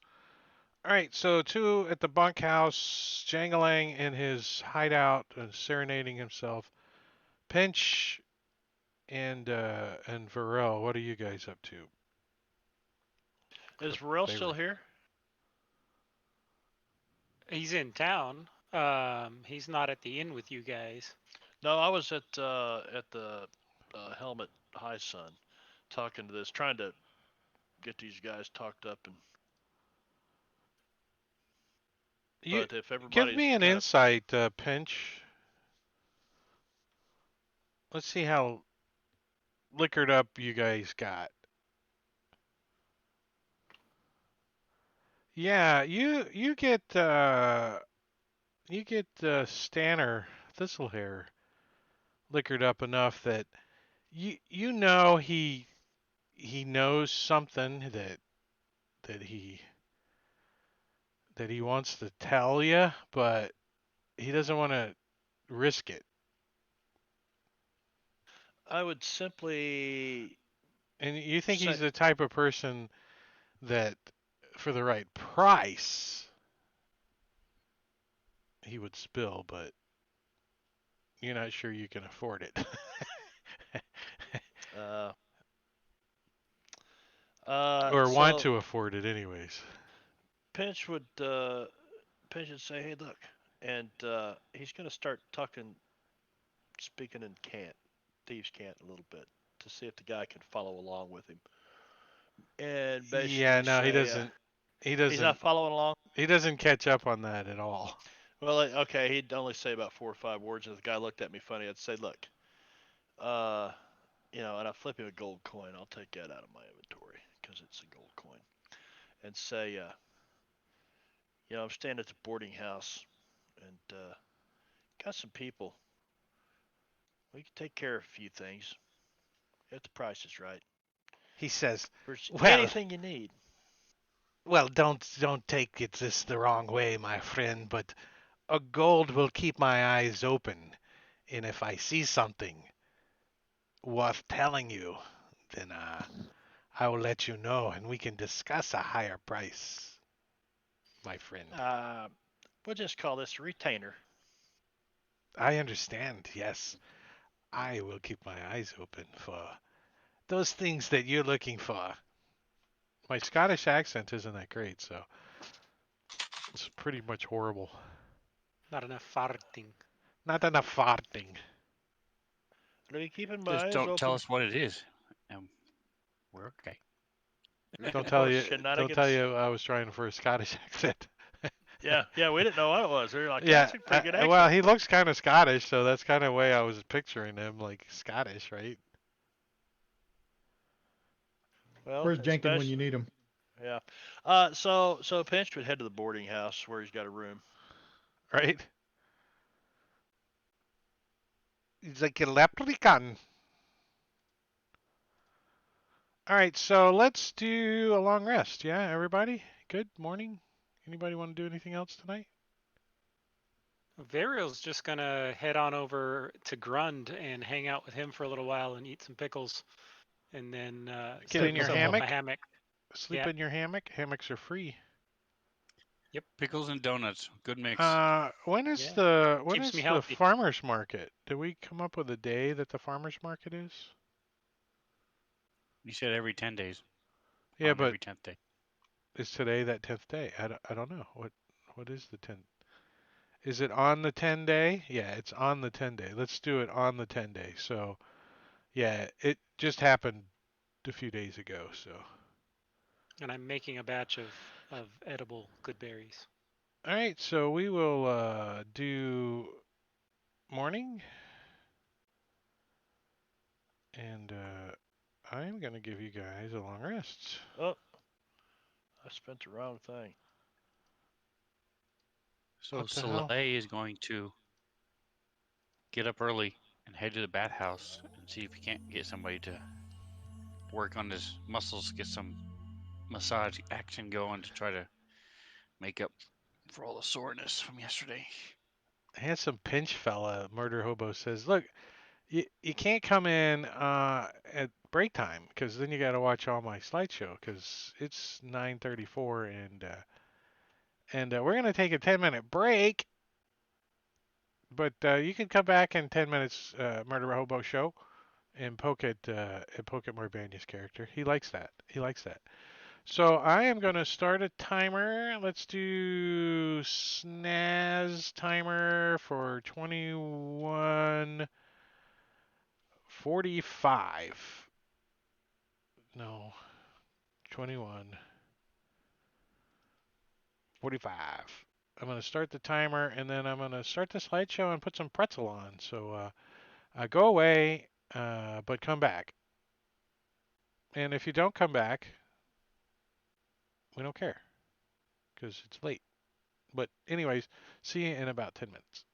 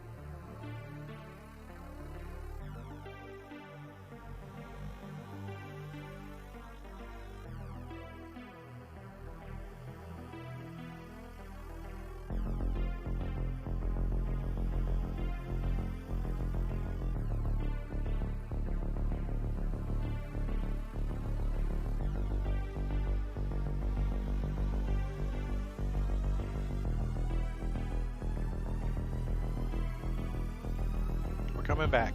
We're coming back, baby. We're coming back.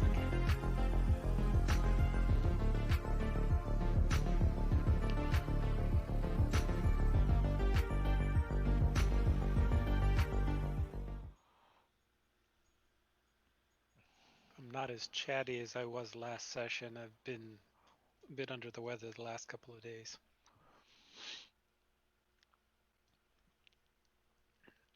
Not as chatty. Yeah. All right, so we're getting back. Everybody stuffed their face for 7 minutes. Beat for a minute. My I had some chili cheese Fritos. Or like the reverse order. Peed for 7 minutes and stuffed my face for a minute. I got chips and salsa. You might want to see a doctor about that. Yeah, because you have a bladder the size of freaking a 5-gallon bucket if you peed for 7 minutes. Which just comes out one drop at a time. Oh, yeah, that's true too. Yeah, that's not good. Yeah, that's not good. That's a So different problem. during the early time over at the bunkhouse, Salia, you hear a couple of these kids talking about the Tarnlar kids, which are like the Tarnlar kids are the the 1% in town, the rich kids. They are talking about there's a plague. They said that there's a plague. Where?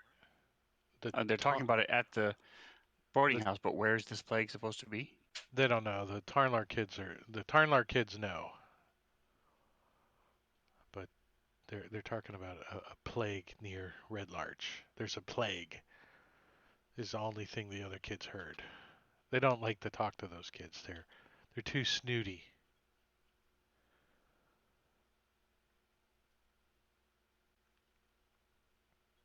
The Tarnlars are the the Helliver's Tarnlar is the clother in town, which is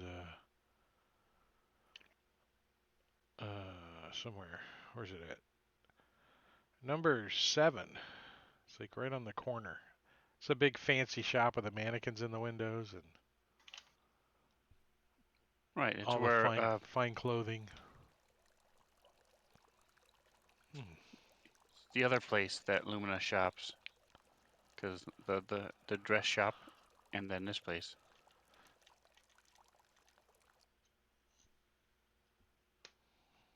So, you guys wake up in the morning and do your deal. And a matter of fact, what I'm going to do is I think you guys have been in town for 2 days now, doing stuff, gathering information and rumors and selling your gear and taking baths and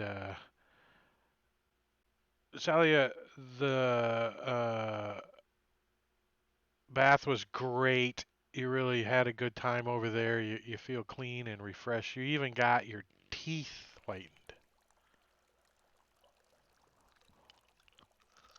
They brushed them. They brushed them. Very nice. All right, so I'll go all sparkly into the silversmith, Do they use the same brush for all the the customers? swinging sword. I mean, The inn, the swinging sword. yep, that's where we're supposed to meet for breakfast. I'm gonna head over to the bakery first, grab a couple scones, and then meet everybody at the swinging sword. Somebody spent some time doing this map.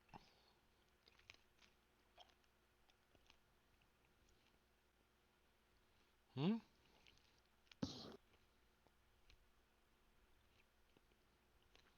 The swinging sword. One door north of the All-Faith Shrine stands the swinging sword. The inn is a 3-story stone structure crowned by a steep slate roof that bristles with many chimneys. The signboard juts out over the door, hanging from the chains its 10-foot long carved wooden scimitar It's a 10-foot long carved scimitar emblazoned with the inn's name and red paint on both sides. An inn yard with stables and outbuildings lies behind this building. Swinging Sword is a welcoming and luxurious by the area's rustic standards. Each room boasts a hearth, warm draperies and tapestries, and running water. Uh, Urkel, the Urkel family runs it. Hello, Urkel.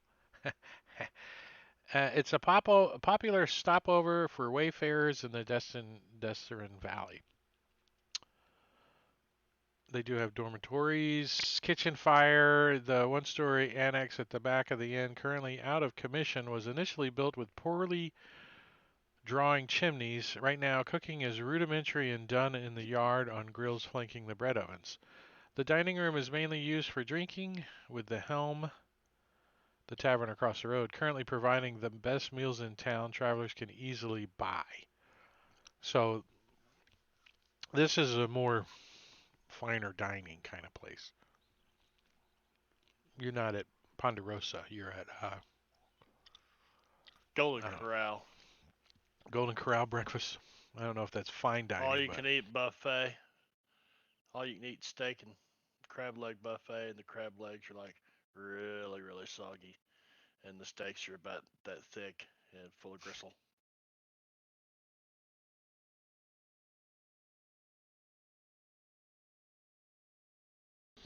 I go for the salad bar.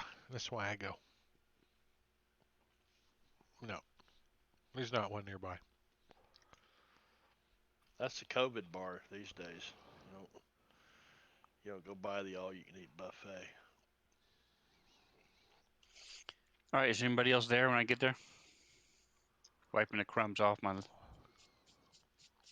Well, Lumina, doesn't need a lot of sleep, so he's probably already there by the time you get there. Yeah, so is Galita in here? She is. It's my turn to return the pinch as I kind of sneak by her and over to the table with everybody else. Now, see, that's why they call me Pinch. She's like goose. She goose her in the butt, and she turns around and she says, "It's a little early to be stirring me up this morning. Do you want me to come down on you like a ton of bricks?"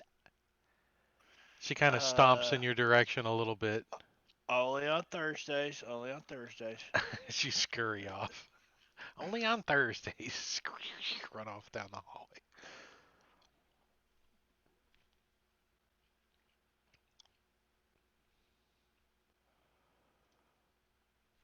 Everybody So, makes it over here? yeah, we came for a bowl of hash for breakfast. Ah. So yeah, you guys can get fresh. They have fresh bread, like a sweet bread in the morning, and you can get a bowl of hash as well. And then they also have like fresh fruits. But no bacon and eggs yet because the kitchen's all That's done. the hash. The hash, yeah.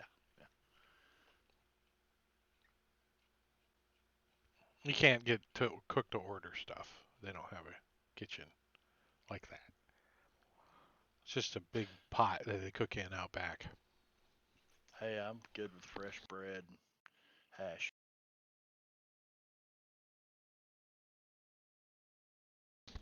And you get two bowls of it, right? Probably. I'd take a third one too if I like Yeah, put it in a pouch or something. put it in your, yeah, little to-go bag. Little to-go bowl. I've got an oiled pouch, yeah, that I crammed some hash into it. You can finish what's left of Lumina's. He probably doesn't eat it all. And Pinch gladly takes over.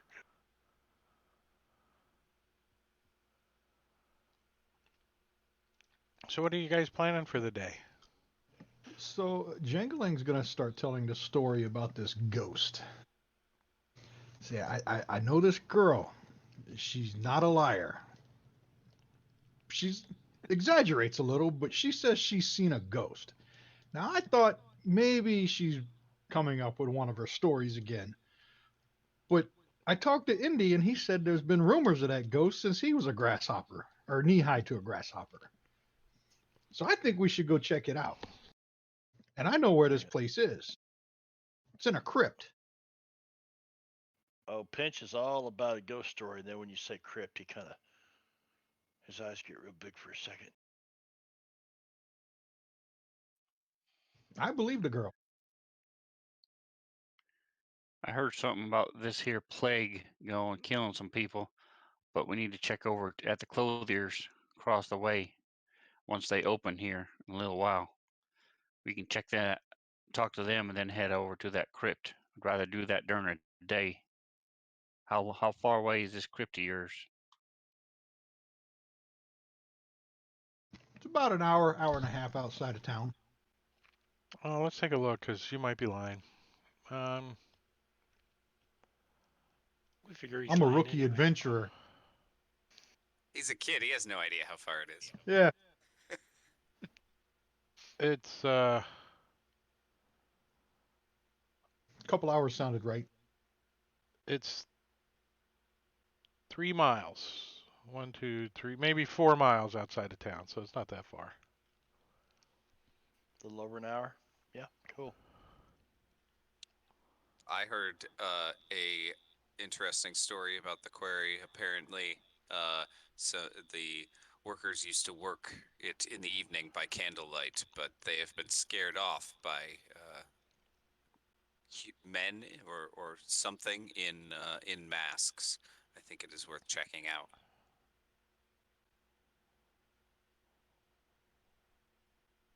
Pinch Pinch looks at who else was in the helm last night. Helmet High Sun. Everybody but Uh, Thrill. I'm gonna say, do you happen to notice that other halfling, fine fella, in there last night? Wee lad.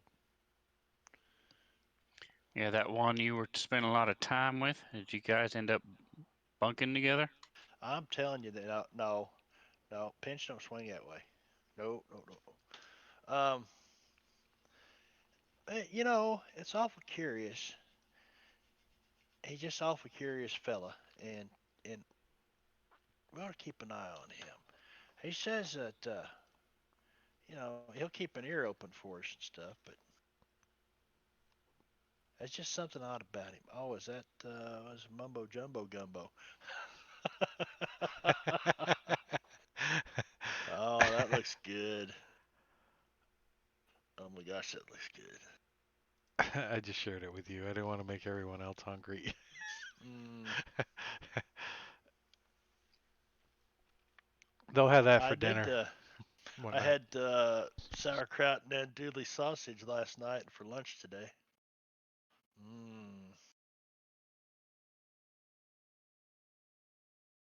Dewey and Dewey.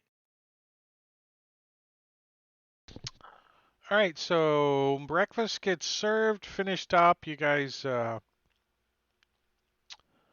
talking about where this tomb is, this graveyard, and what else you guys doing?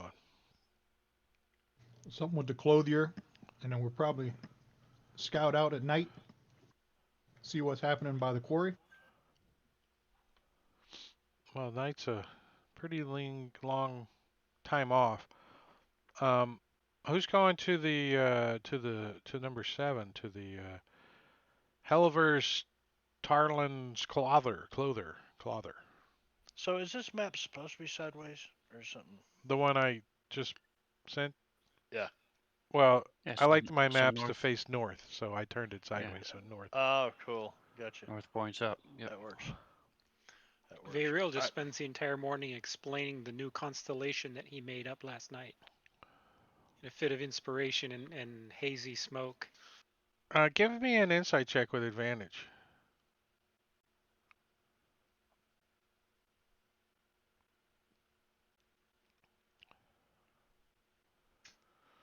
Yeah, he noticed no one's paying attention.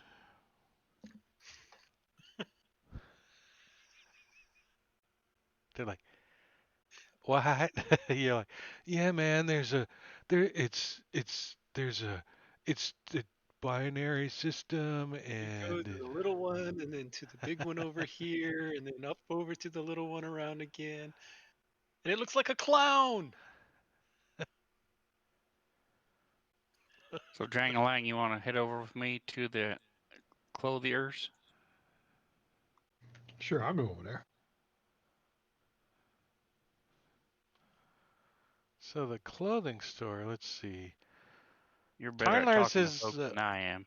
is the only place to buy quality clothing for 100 miles around. The square's two-story building stands at the intersection of the Long Road and the Cairn Road. Its signboard is painted with images of a well-dressed.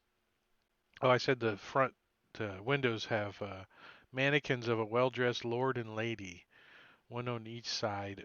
Ornate scrollwork iron bars protect the windows. The Tanlars used to be wagon makers, but due to competition, the family changed trades 2 generations ago. They reinvented themselves as vendors of sturdy but fashionable clothing to appeal to the merchants and travelers making use of the long road. After all, cloaks and boots wear out just like wagon wheels, and anyone trudging for 10 days on the road in raw spring weather or bitter winter cold soon comes to value warm garments very highly indeed. The clothing, boots, and accessories are all fine, warm, and sturdy, even though few red larchers can afford to buy them for everyday wear. The Tarnlars live in a very comfortable apartment above their garment shop. Hellevar Tarnlar is a snob by the standards of Red Larch. He puts on airs of genitality, hauntingly explaining to customers that this is how aristocrats wear their boots in Neverwinter. Or hats such as these are all the rage in Silvery-Moon, even though he's never been to those places. He refuses to speculate about local events, saying, Tunnelars do not deal in gossip.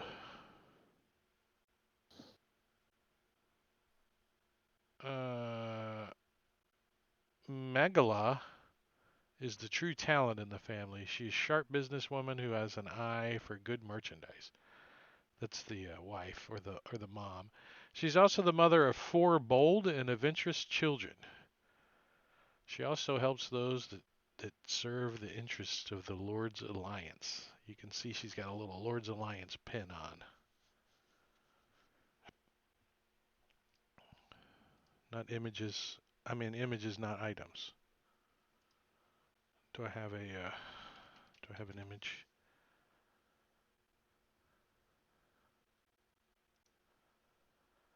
Yeah. Lord's Alliance.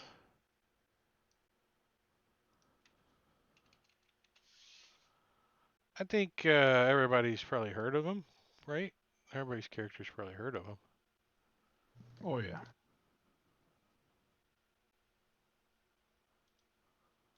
So what do you guys do? It's it's the wife that comes out and greets you because she can see that you guys are obviously not locals and you might have some coins to spend. So as we head over there, I'll say, be sure to ask them about their plague that's been hitting on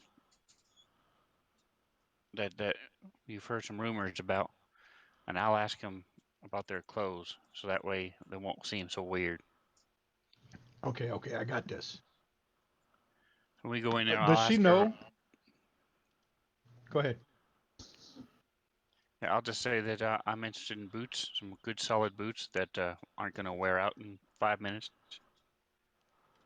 She says, "Ah, what size do you look?" She nails Does your she, foot size, whatever it is, as she looks down, and she brings you over to the nice row of finely made boots. does she know jangling? Um, I don't know, does she? Would Jangalang be interested in the ongoings of this shop? Not really. You probably know of the kids. You probably met the Right. kids. Here's the kids. Yeah. It's 2 boys and 2 girls. Jesus. Jengaling's going to be going through the inventory there and complimenting everything, just like kissing her ass, pumping her up, so he can use some persuasion to get her to talk a little. What are you what do you say to her to get her to talk? Like what are you trying to get her to talk about? Like shoes or I mean she'll talk up a storm about clothes all day long. Oh yeah, let's strike up, do the small talk about clothes and where the things are made and how many Yeah, stitches they have. you don't need to roll a perception check for or persuasion. She easily tries to sell you something. Then I want to start talking about what her kids are talking about. The rumors of the plague. Uh, she says, "I have no idea what you're talking about." It even says so in the text here.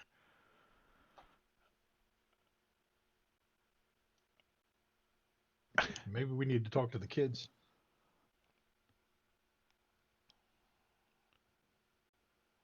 Do you like hunt them down, or do you ask her if you can talk to her kids?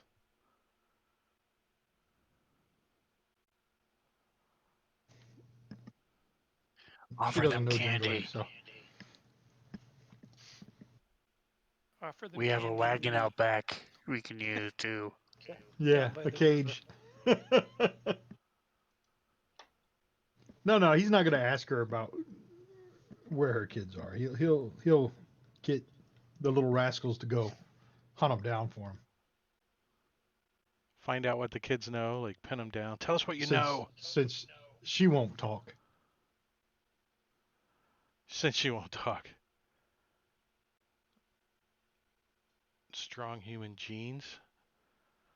Uh, what about the other fellows in town? What are you guys doing?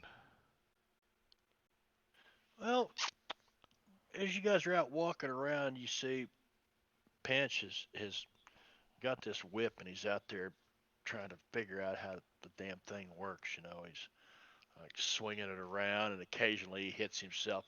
Shit!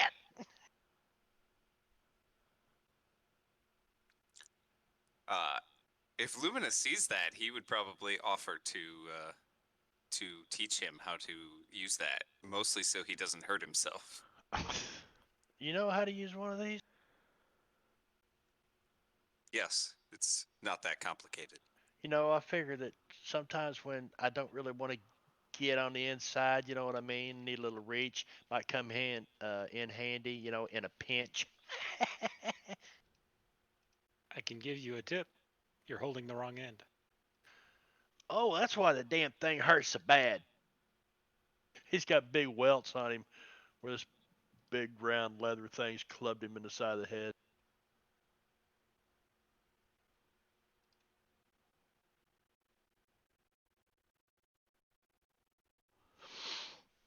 Let's see. The Tarnlar children, 2 boys and 2 girls, aged 7 to 10, are eager to befriend and follow adventurers as a possible escape from their everyday chores. So the Tenlar children, a few days ago, were out berry picking in the direction of Lance Rock when they met a grizzled dwarf prospector. The dwarf prospector warned them to stay away from Lance Rock. Because there's a plague there, he said. Megala, the mom, has no idea what they're talking about, but the children can provide directions to the ravine the dwarves warned them about.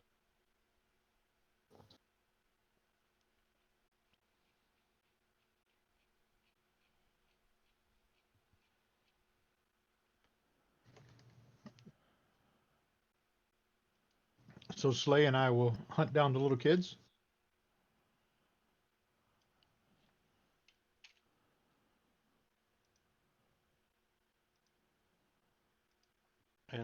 and get directions? Yeah. Do they want to go with us, Sure. or The kids would will they love tell to us go with direction? you. They would love to go with you. The kids would, because they're adventurous and they don't want to do their chores.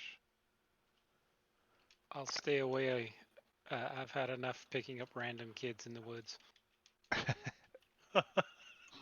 Yeah, but it's different this time because these ones might be yours. Oh, really? Pinch says. Do tell. I don't know anything about that. You want these guys to go show you where the plague's at? Tapping the wagon maker, clothes maker's wife. I'd I'm rather gonna have them give laugh. us directions. I'm gonna laugh every time you show us that picture.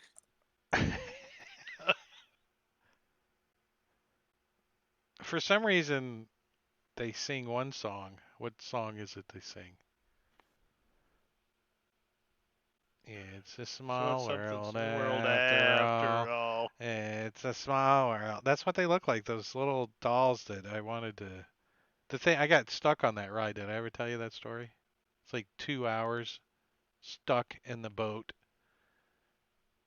and they didn't shut the damn music off. They didn't do it. That's I just even yelled a torture at few that point. times. Yeah, no, I was planning. I saw escape door. I was planning on. Running, making a run for it.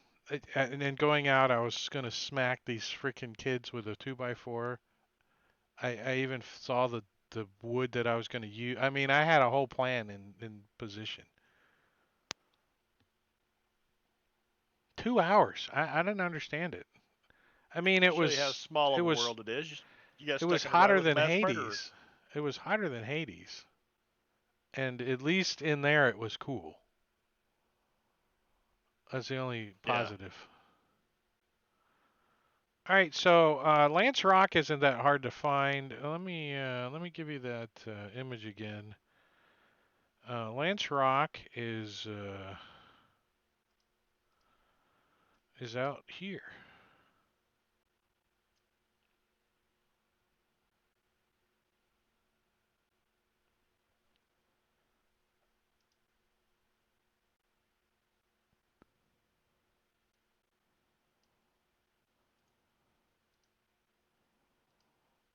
Oops. I'm just going to tell the kids they can't go with us.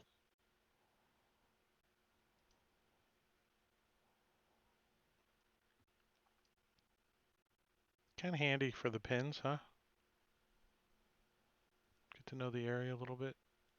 You guys do see the pins, right? Yep. Yep. Green. Yeah. All right. Well, that's I can't open it from there, I don't think. Yeah, you can. I can open up each of the pin entries. they're just Oh, the there we go. quests. There we go. They're just the quests I Yep. pinned.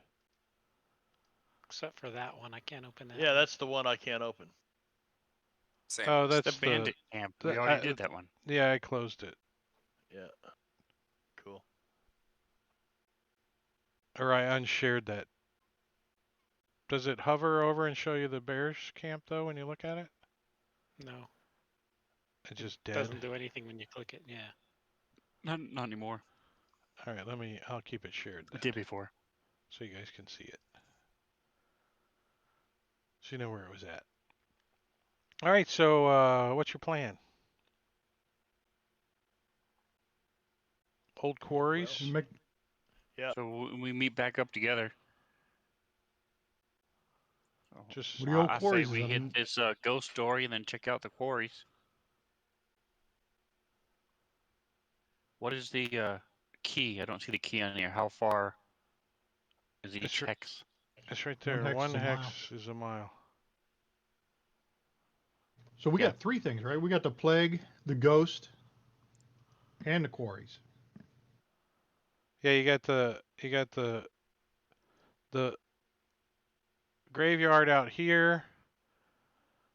You got Yep. the plague out here, and then the It's quarries is in town. it's 15 miles. Well, These quarries are 15 miles out there. Yeah, but that's the old Yeah. quarries. The quarries they're talking about are Oh, uh, Okay, the ones right in town.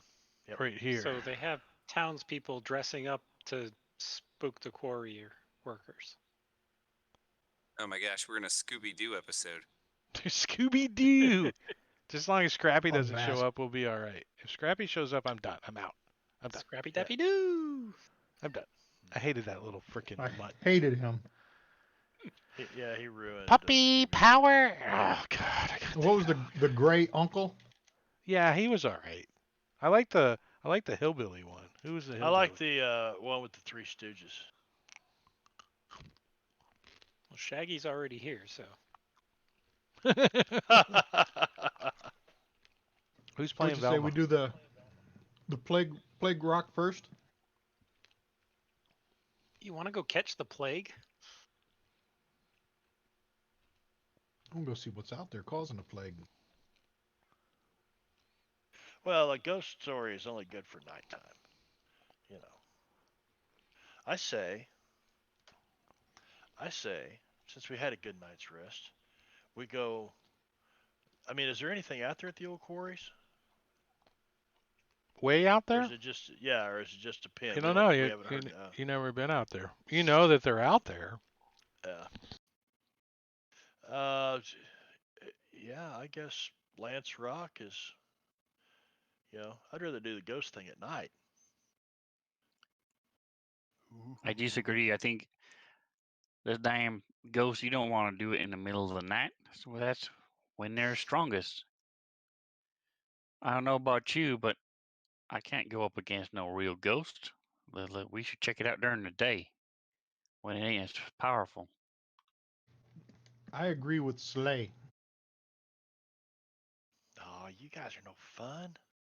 Says the little guy that kind of stays in the back and runs in there and sticky and runs away.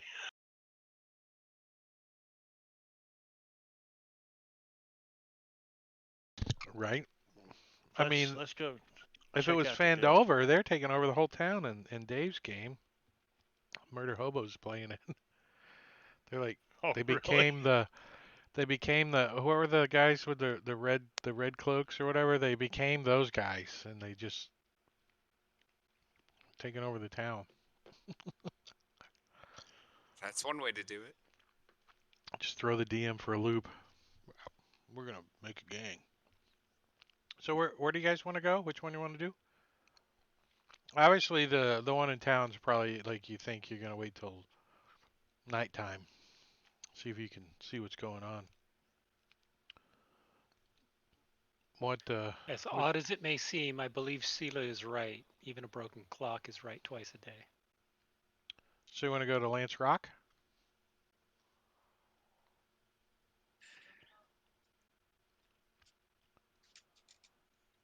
Don't So we can everyone? do I mean, we can pass the day Sure. here in town if you guys We all want. I sit, can. Yeah. sit here trying to decide. Yeah, let's go to Lance Rock. Well, we Go could for go a to the walk. quarry. Go check out this quarry at nighttime. It's right here in town. Well, that's at night though. We got a whole day. Yeah, Yeah, we'll do let's that go for a tonight. walk. all right. Let's head Let's to go for a Lance walk. Rock, All right, and so we you should be guys able to finish time make your ghost way story. out to Lance Rock. So Lance Rock is it's an area 25-foot menhir, however you say that big thing of rock, a bare gray rock that juts eastward at on an angle. And of course, I had to go get an image. So you guys make your way out to Lance Rock. You can tell that people come to the rock, right? They check it out. They're like, it's gray granite, and Is it like the Blarney Stone? People go up and kiss it. yeah, it doesn't look. It looks out of place here. I mean, like, there's no granite around here. Like, there's no granite around here. It's just like totally like limestone and crap. If they're kissing it, that's probably why they got the plague.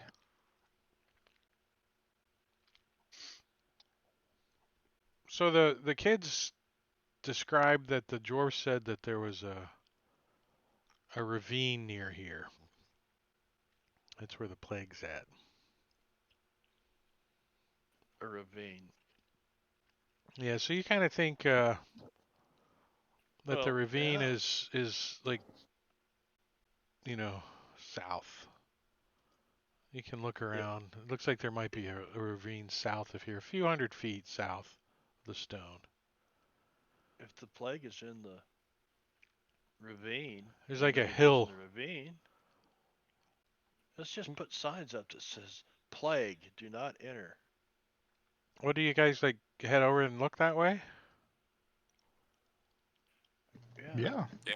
check it Well, you out. see, like a trail leads into the brush near, like close to that ravine, and you you freaking see a sign. It says it says, "Come no closer, lest you catch the disfiguring plague that afflicts me." And it's signed, "The Lord of Lance Rock." Pinch, how did you do that? Right? What? Pinch has been here before. How else would he know there You was a start the sign? plague. Did you start this plague, Pinch? No, I just came from uh uh the the inn down the road Wow. yesterday. What do you call that place? The breakwater or whatever. You snuck out here last night and put it up, didn't you? I did not. I wouldn't do something like that. Uh, at least and be back before dawn. Well, that solves that there mystery. Let's But head go check out the ghost. I wouldn't say that something like that would be beside me. I mean, after all, if there's no problems and there's no problems to solve and people don't pay you. So sometimes you have to have problems. I'm just saying, it's something to think about. Yeah, so Well, you I say we guys, go check out this ravine. like right up here on this little edge of this little hill here, there's a sign. You guys see it right now. I'm gonna And distribute before we get anywhere. I'm gonna distribute 2 good berries to everybody in the party to Cool. use as needed. Good berry. You've all got a couple of good berries. I've got them marked on my thing. I just wanted to say that up front. Cool. Don't mind the Uh, smoke when you eat them. They puff a little bit. do you guys have a map or is it a black map for you? I It came see up. a large compass drawn on the ground. somebody drew I this. just For this some is all reason, Going line of north the sight is wrong not way. going through your firewall or something, Morvania.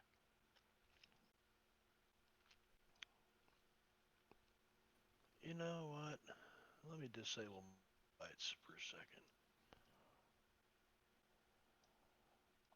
All right, so you guys, the signs like right here. Forget the north, south, east, and west. But you guys can make out that there's a cave over here somewhere.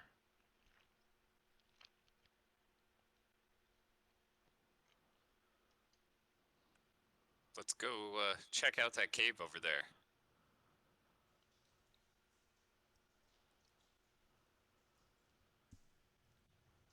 Bad sound.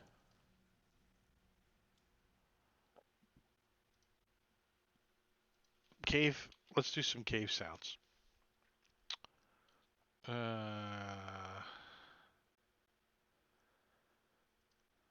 Let's do this one. I'm just picking one randomly. Cave ambience.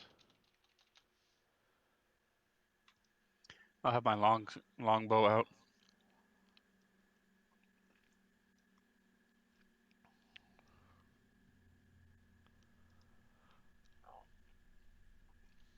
Don't particularly like caves. So when you guys These are get up real hard to see closer, the stars. Share the map with me again, Drake. Maybe it'll load now.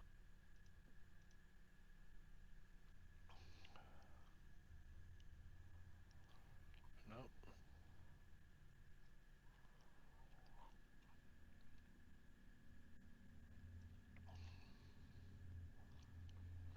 Well, we'll help you out because I don't have it masked. So if I turn off line of sight, you're gonna see the whole damn map. No, that's fine. So you can That's fine. look at it on stream if you want because I'm zoomed in.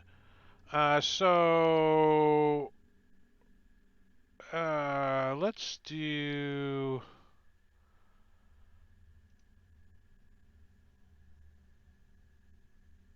Let's do one of these little deals here.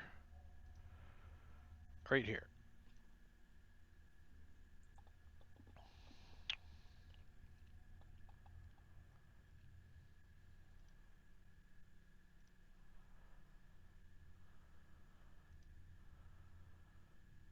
Wow.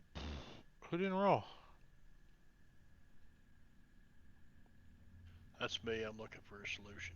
Jesus. 20, 19, 21, 18, 21. All of Perception's you, launch.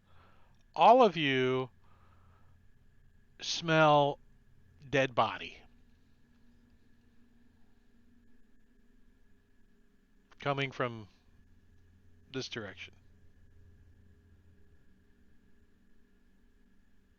You can even hear some flies. I smell Sila's cooking coming from that direction. Pestilence.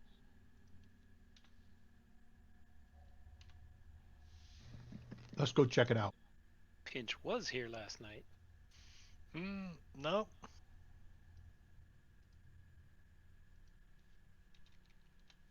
Well, I was drinking in a tavern. Everybody knows that.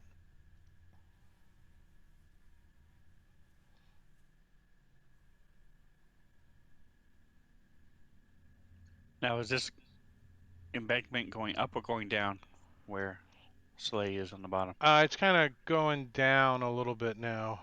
There's like a hill out here, but it kind of goes down into the cave opening.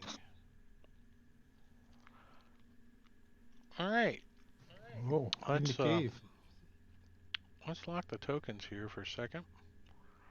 I'm gonna back you guys up a little bit because you can see now that laying right here on the ground is a body. It's sprawled here on its back. It doesn't have a shirt on. It's wearing like torn up leather like breeches. The corpse does, and you could smell it. You're like, oh, it stinks. Ugh. Pinch, let me borrow your scarf. No, no, he's pulling it up over his nose. You see him digging around down his pants, and he comes up. He goes, "Here, I got something to cover the smell." Yeah, the cave mouth opens into darkness from which a breeze blows, carrying the odor of death. You see that inside is the cave is like a natural cave. The floor and ceiling are uneven, and the passage leads, uh, you know, west, kind of narrowing as it proceeds. Is there any kind of light? No, We all have dark vision, right? it's dark. I think everybody but Salia has dark vision. No, Slay has dark vision. Oh, party sheet. Let's see. Pinch does not. Pinch has no dark vision, which that's appropriate. He can't see shit. Pinch needs a torch. So I'm going to put a rag over my nose and mouth. I don't have any torches.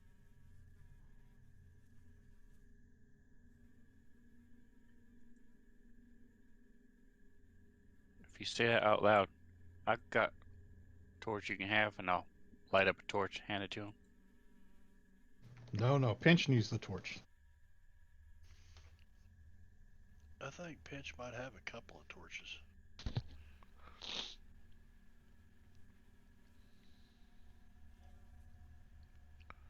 There's a fly buzzing around my ear though. It's driving me crazy. So you guys are like moving up, checking it out.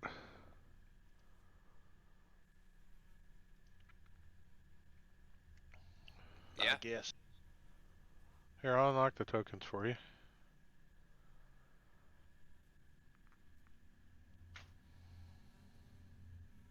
I want to cast a bonfire right next to it. Okay. Well, that's gonna give it some light. Uh, yeah. So you guys can see that it's a human male. He's uh, he's pretty rotten. I mean, like the flesh is uh, like shriveled up and flies are buzzing around him. Yeah, we He's know what laying Grail on looks he's like. laying on his What about the back. corpse?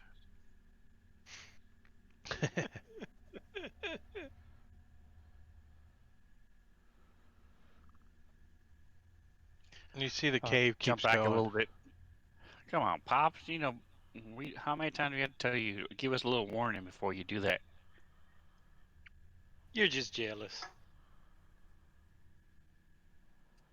I'm gonna be looking down this long, long cave. Still have my bow out.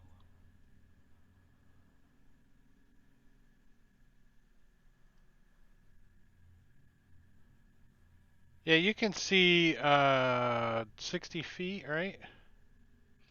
Right now he's got that fire there before it goes out. I know it's not gonna last very long. I'm gonna look on the floor, see if there any kind of tracks or anything. Uh, yeah, you do see uh, older tracks. Like you see some over here. The cave floor is kind of hard, but in some of the dirt and sand over here, you see a couple of footprints. You can't quite, you know, make them out clearly.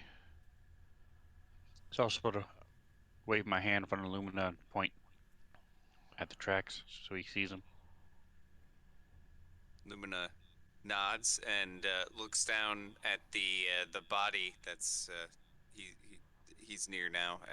Wants to check that out a little. He's definitely gonna keep his distance and not touch it though. The body, yeah, Yeah. you can tell it's it's been here a while. Give me a perception check.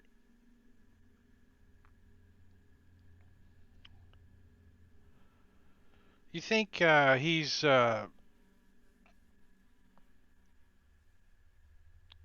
probably in his mid 40s. This body, the fella.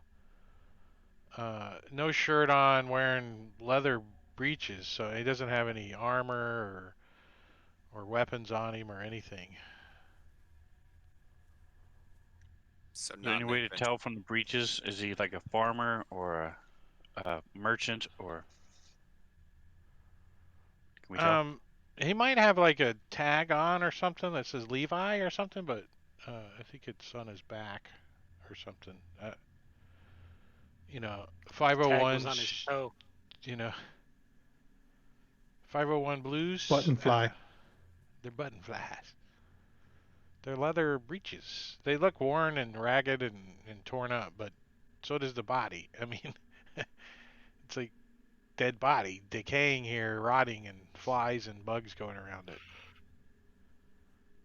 Let's go check out those tracks.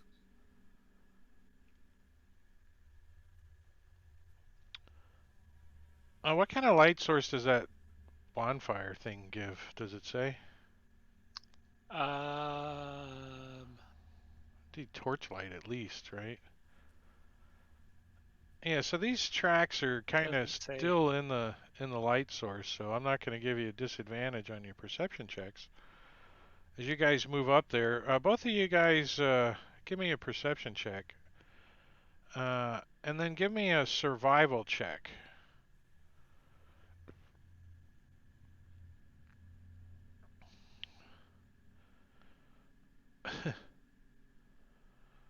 So Feast or famine, I jeez. thought I taught yeah, you better than that.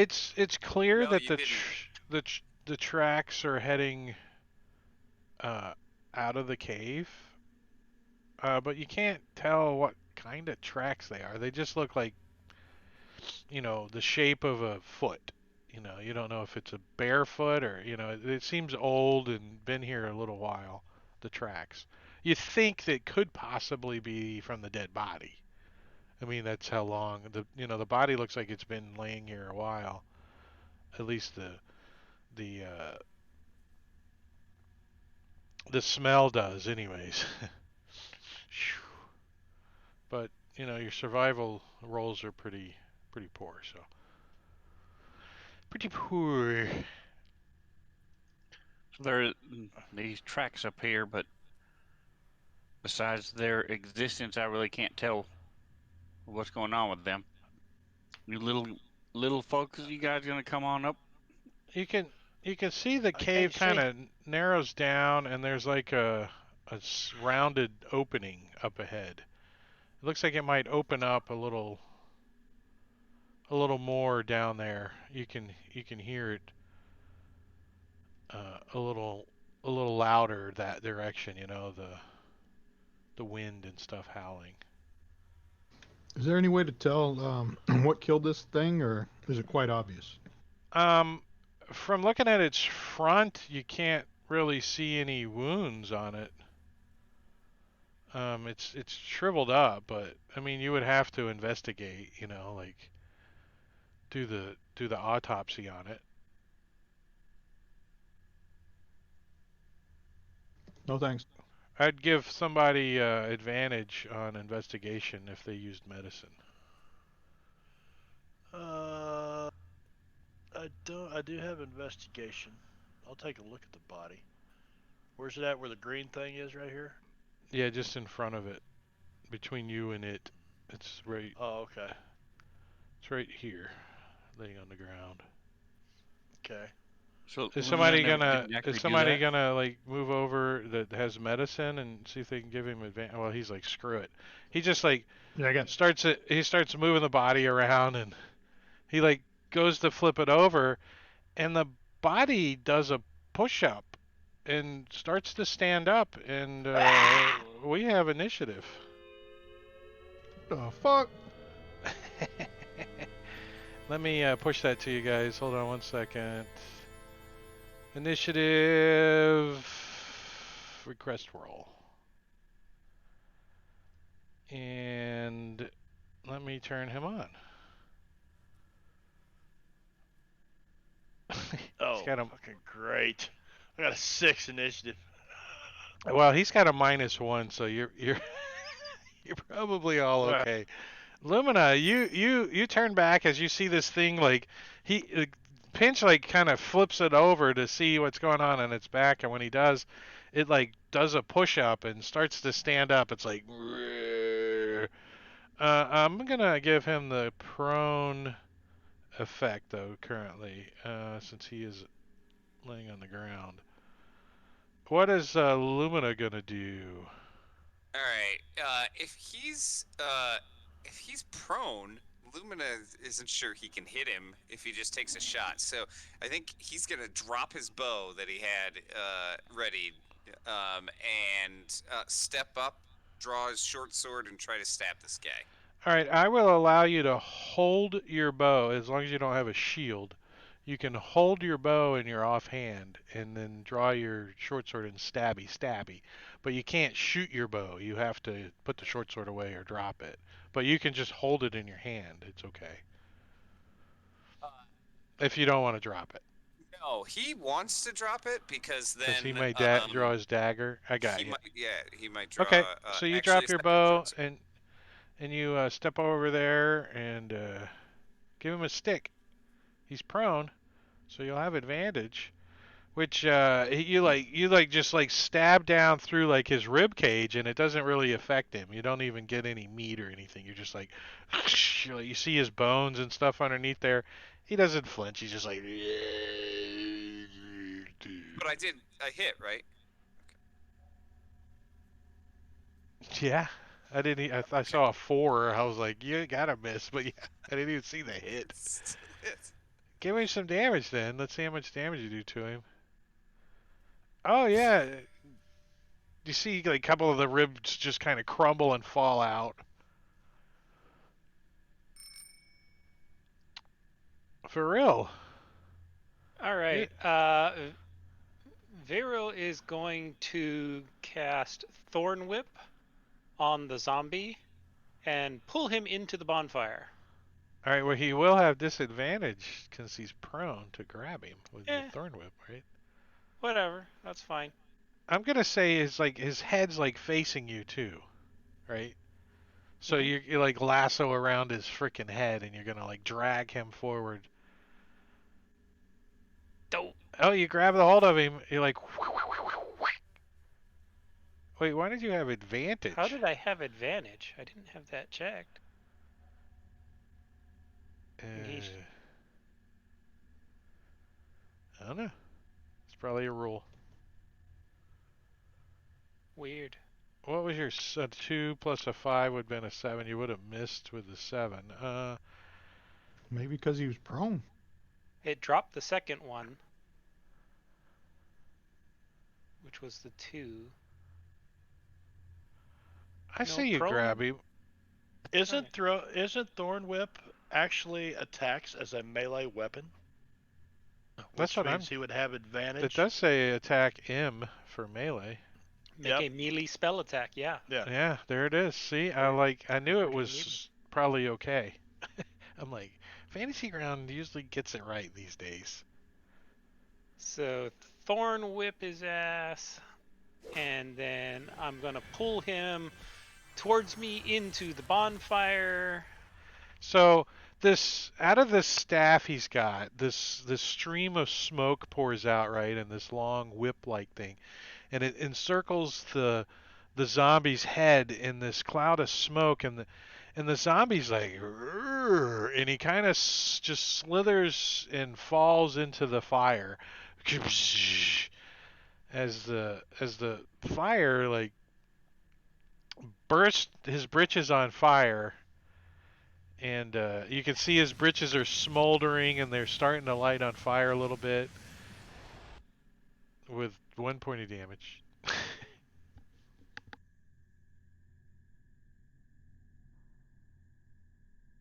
Yep. And he'll move 5 feet away without an attack of opportunity. So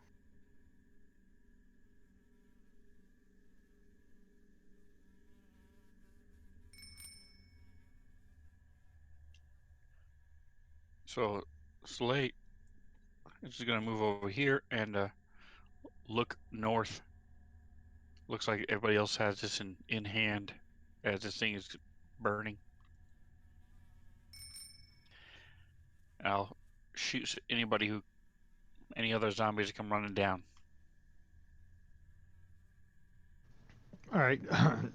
Jingling is going to see this zombie stand up and get really scared and excited and point at him and yell some insult. He's going to, well, it says talking to the party. If you're looking for any last minute gift ideas for me, I have one. I want to tell this guy what a cheap, lying, no good, rotten, flower flushing, low life, snake licking, dirt eating, inbred, overstuffed, ignorant, blood sucking, dog kissing, brainless, dickless, hopeless, heartless, fat ass, bug eyed, stiff legged, spotty limp, worm headed sack of monkey shit he is, but I don't think he's smart enough to understand. Combat pauses. Right? I think that took longer than 6 seconds. Yeah, and he failed.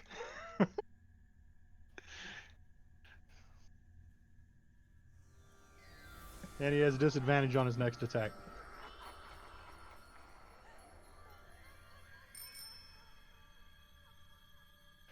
Well, this is an opportune time to try out this new whip because Pinch doesn't want to get like over there in that fire. this one Uh, doesn't affect you as long as you're not in the fire. okay. It's not a That's 5 foot fine. radius thing. He doesn't know that anyway, so he's just gonna say, okay, hold this end of it and do.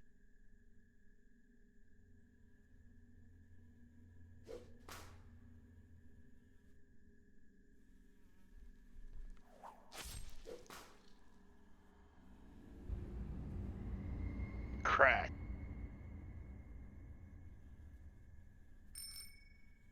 Roast zombie. Not bad. He looks at the whip. I like this right here. I like this.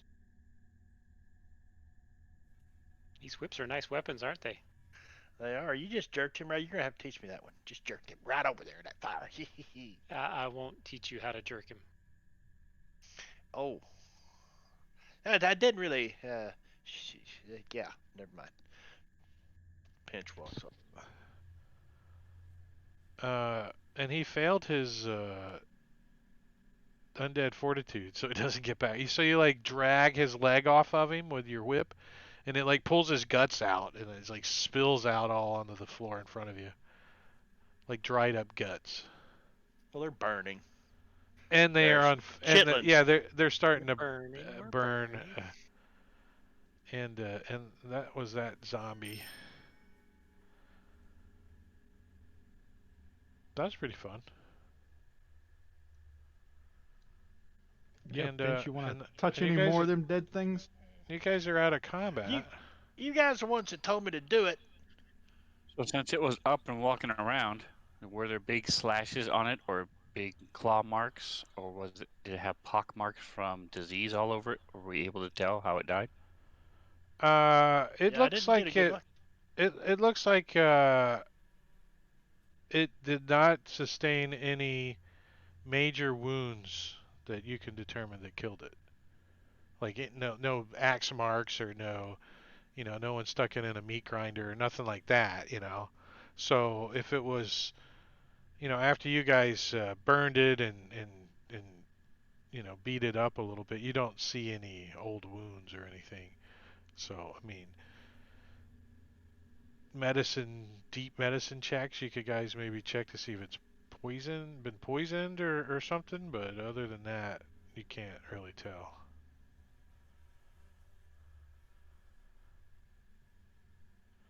All right, so Slay's gonna keep moving up. Let me turn the token lock off so you guys can move up freely.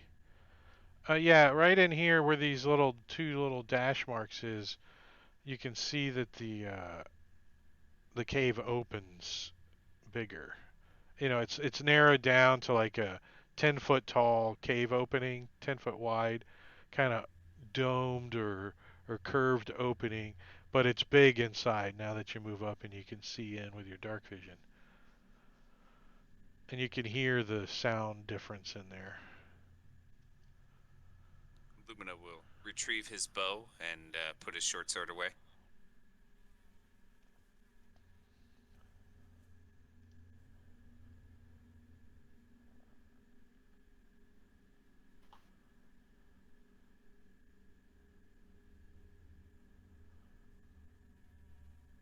Told you never to underestimate the smoke.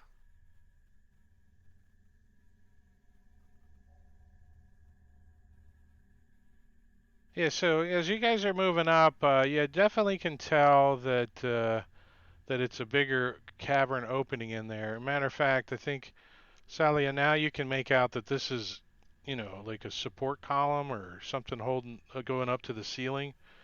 It's 8 or 9 feet in diameter. It's pretty sturdy looking. So if somebody was going to hide or something, that would be a good spot to hide behind. Like an ambush. The ceiling in here is it's the high ceiling cave opens here. A flat boulder sits in this. Oh, I'm sorry. It's a flat boulder that sits in the center of the cave. It's about 6 feet across and 8 feet long, and it's only about 3 feet high. And you can see there's like stains on it, like it's discolored. I'm gonna look at this opening real quick as I'm heading in. Look for anything hidden up there and kind of trap as I walk toward it. You're gonna like step in and look up immediately. Is that kind of what you're thinking? Yep. Look for tripwires or anything as I Yeah, go through this opening. you don't see anything directly here. When you step in, you can tell that that's a ledge up there, and out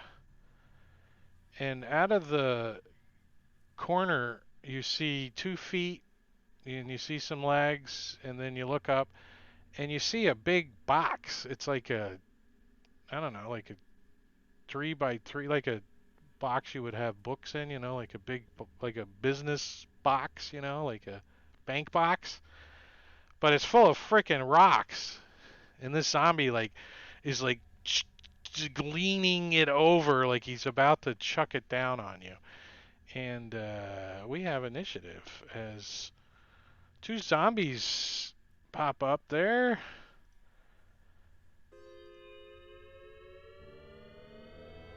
And let's see what you guys do on your initiative. They don't surprise you, and you don't surprise them, so.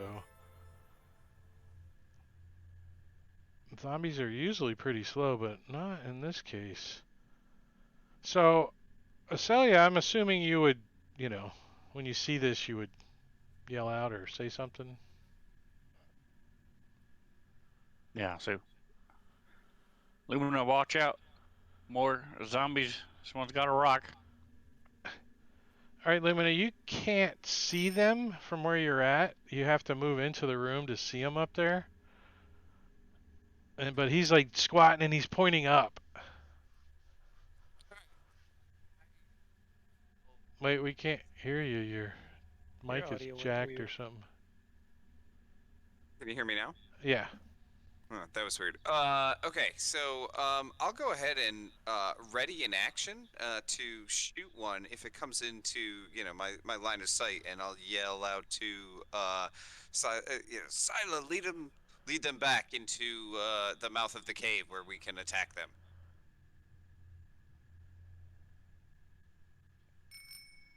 Jangling. Yeah, so you can hear Lumina say that. Salia's like, uh, instead of warning, he's pointing up towards the ceiling, like looking up. Did you have a bow out, Salia? What did you have? Yeah, I do Yeah. have short a bow. bow. Oh, Short bow. Soleil. Yeah. And Jangling, so you got your short bow out too? Right. What's he gonna do? I can't see him, right? No. Okay.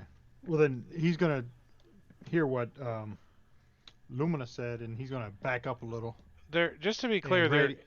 inside this cave opening here, and they're up on a ledge above the door Right, but I heard on both Lumina say sides. to lure them into the tunnel. Yeah. So And, and I'm that's gonna ready a shot. If I see them, I'm gonna shoot them, and then I'm gonna back up a little.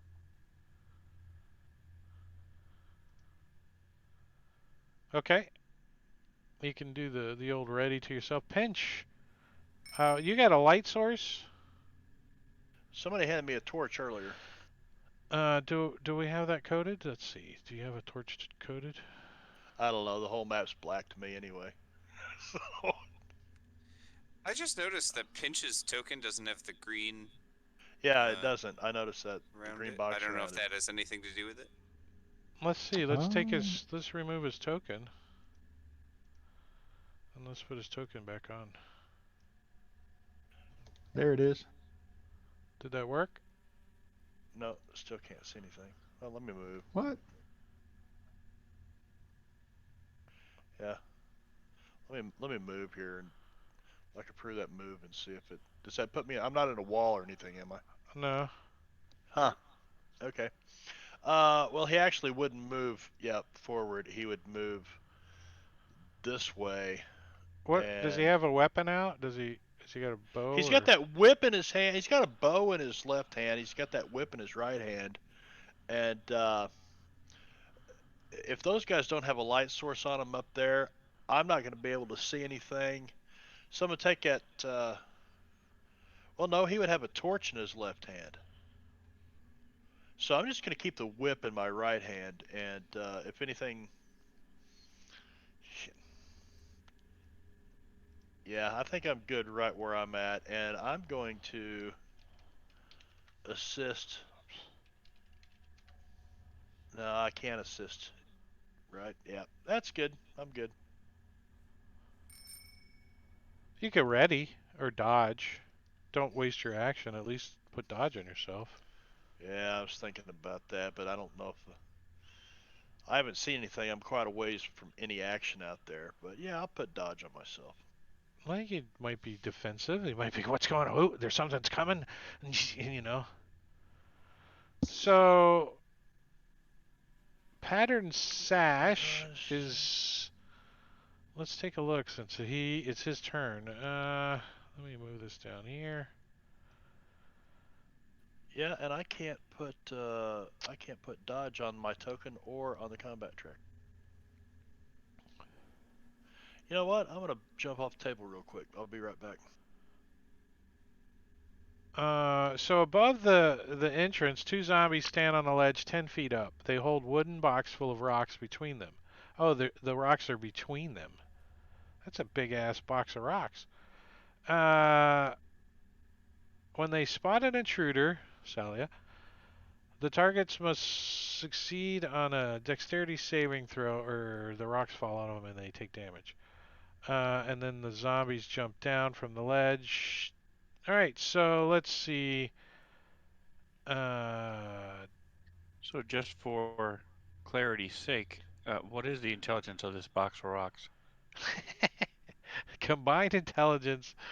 They each have a 3, so if you do the average on that and add the rocks in, it probably makes it a 3. See, Dad, I done told you I am smarter than a box of rocks. So let's That see if has you yet to can. be proven. Let's see if you can get out of the way of this box of rocks. Give me a dexterity saving throw. You're only trying to like get out at 12. It's a 12. Yeah, no problem. You like jump out of the way, and the rocks come tumbling down. And this guy jumps down. See how well he jumps down. Yeah, he like goes to jump. He like catches like on the ledge, and he falls flat on his face, right in the square next to you, taking 5 points of damage as he hits the ground. And he's prone, but he is going to stand up, and 5 stand up is. Oh, his movement's only 20, so that's 10. So yeah, he can stand up, and then he's gonna. Does my That's it, readied because he. action go off then? Yeah, actually, yeah. Did anyone else have a ready to action? Jangling? I had one. Yep. So Jangling, you're gonna be at a -2 because you're shooting through Luminous Hey, looky Square. there. I got a map. He fixed it? Yep. What'd you do? Ancient Chinese secret. Turned off I'll your tell you after the. I'll turned tell you off after your the game. antivirus or something. That might have had something to do with it. Wow. That So 18 hit him. I had him targeted. I don't know why. Oh, I didn't have him targeted. so Lumina hit him for 12 points of damage with your longbow. Good lord. Yeah. All right, now I got No, him targeted. 12 was the attack roll. It was 9 points of damage. Oh, no, or 9. I was like, that didn't add up. 9 points of damage. And I hit 5 him for from 5. Jangling. It's your personal best, Jangling. He's like, as he stands up, 2 arrows like thunk him in the chest. Thunk, thunk. He's like, he staggers back a little, then he's like, and he looks at Salia like he wants his brains. Salia, I don't think he's gonna get any though, because it's your turn. Salia. All right, so I'm going to Sila. disengage, come back to here, turn around with my bow, drop to one knee, like I've done many times before, lean against the wall.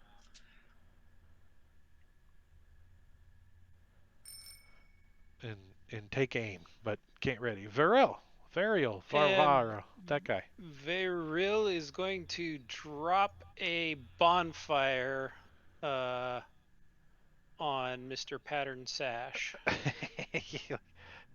Like underneath his feet, the spine, he doesn't even move. He's just like, I'm a hot dog. cook me.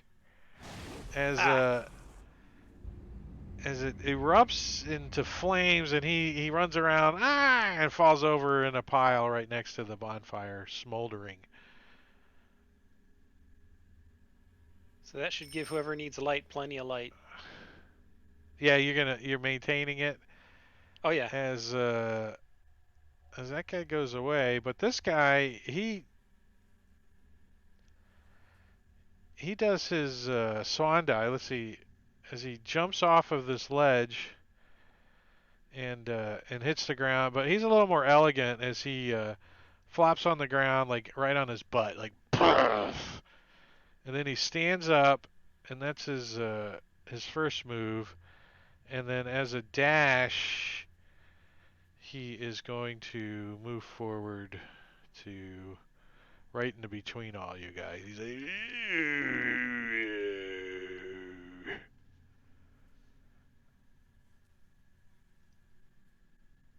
pinch. Uh, Pinch is going to move forward to that's 25. So not yeah. I'm actually right. I think or that is my movement. 25 in it. Yeah. Okay. No, he's right here. That's good. And I'm going to use the assist action on Scylla. So I'll cue that up and help or whatever. Murder Hobo's got 2K subscribers on freaking YouTube. I got 63, bitch. I'm coming for you. If you're still there. Sorry, Marbania. Go ahead. Marbania's coming for you too with my 51 or I so. think you got 58 or something. I think you're not Yeah, far behind me. that's pretty sad. Not that I really care. I just like to get over 100. That's all I care about. Yep, I'm done. It's Jangalang McDangadang. Jangalang Jangling, McDangadang. Jangling is going to take a shot at the sucker with a short bow. Yeah, you got a pretty good shot on him. Nice angle. Get him in the right leg. And that'll hit him. Ooh. 5 points of damage. He's like, you like stick him in the front of his thigh. He doesn't even flinch. He doesn't feel it. He's like, me zombie. And Me. that's the end of Jangling's turn. Burrell. All right. Well, Vayril's going to just drop concentration and recast it right on him. Flaming zombie wings.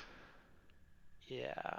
They don't seem to do well with So he dex like hops saving up throws. onto the ledge a little bit. He's like, yipe.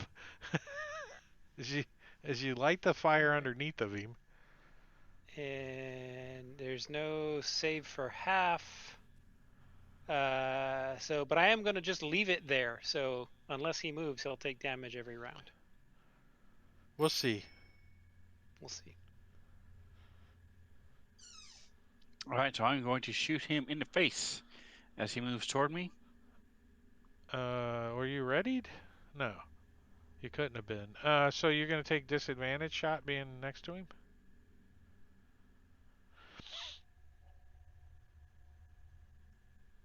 Come on, what's going on? And you probably still hit. Yeah, you still hit him. He's not hard to target to hit. He's a shunk. Sinks into his chest.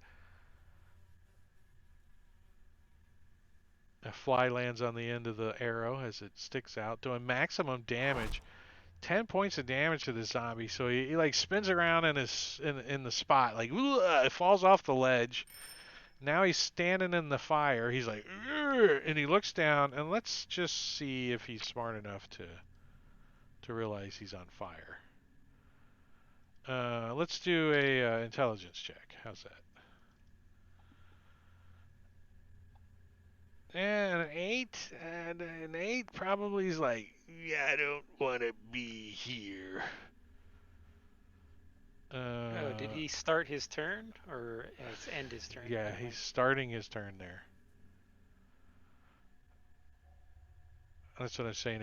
If he takes damage, he's smart enough to move out. He hasn't taken any yet from it. Oh, I thought if he starts his turn, he takes No, damage. if he ends his turn there. Oh, if he ends his turn there.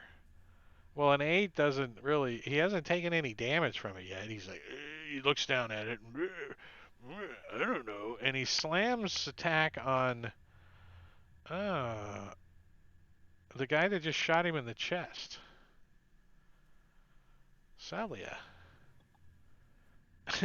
And he like trips over some rocks. He's like, "Ugh," and he just like twists his ankle. You guys can hear it go. And you see him look up like he heard it. And then he looks at you guys and he looks down and his legs all like, "Ugh," like broken ankle. And he doesn't register any pain. Lumina. All right, dropping my bow, pulling out a short sword, and stabbing this guy. He still doesn't burn. He's like, he's hopping around on one leg and he kind of puts out the fire a little bit so he doesn't burn. It's like, damn it. He's stomping it out. Freaking Lumina shrugs his shoulder and just die, would you? And stabs him in the freaking in the back. The zombie like turns around and looks at you, and it doesn't get back up. What's up with these broken zombies? Yes, he got back up. They said it's 11 o'clock, man. Time's over. As he pulls the short sword, out of him, and he looks up at you guys, and I think we should stop there. I know, let's finish it. One more hit and he's dead. Come on, somebody kill him. Pinch. So yeah, Pinch did okay with the bow before, so he's gonna step that direction. All right. Take a shot. And I should have a line of sight on him there. Yeah, I don't Or think not bow. I meant whip. Whip. Oh, He's the take whip. care of Yeah, the whip. yeah. Because he's got a torch in his other hand. So you like whip his eye out, like whip his eye out. You like pull I'm it out, trying. fling it on the ground, and he goes down and he does not get up. He failed his resist death, so he's done. And that's where we're gonna stop for the night. That went Pinch by looks fast. down at it. He says, "I'm gonna call you Zombie Killer." Went by It's pretty fast. unique, right? Zombie Killer. That's like.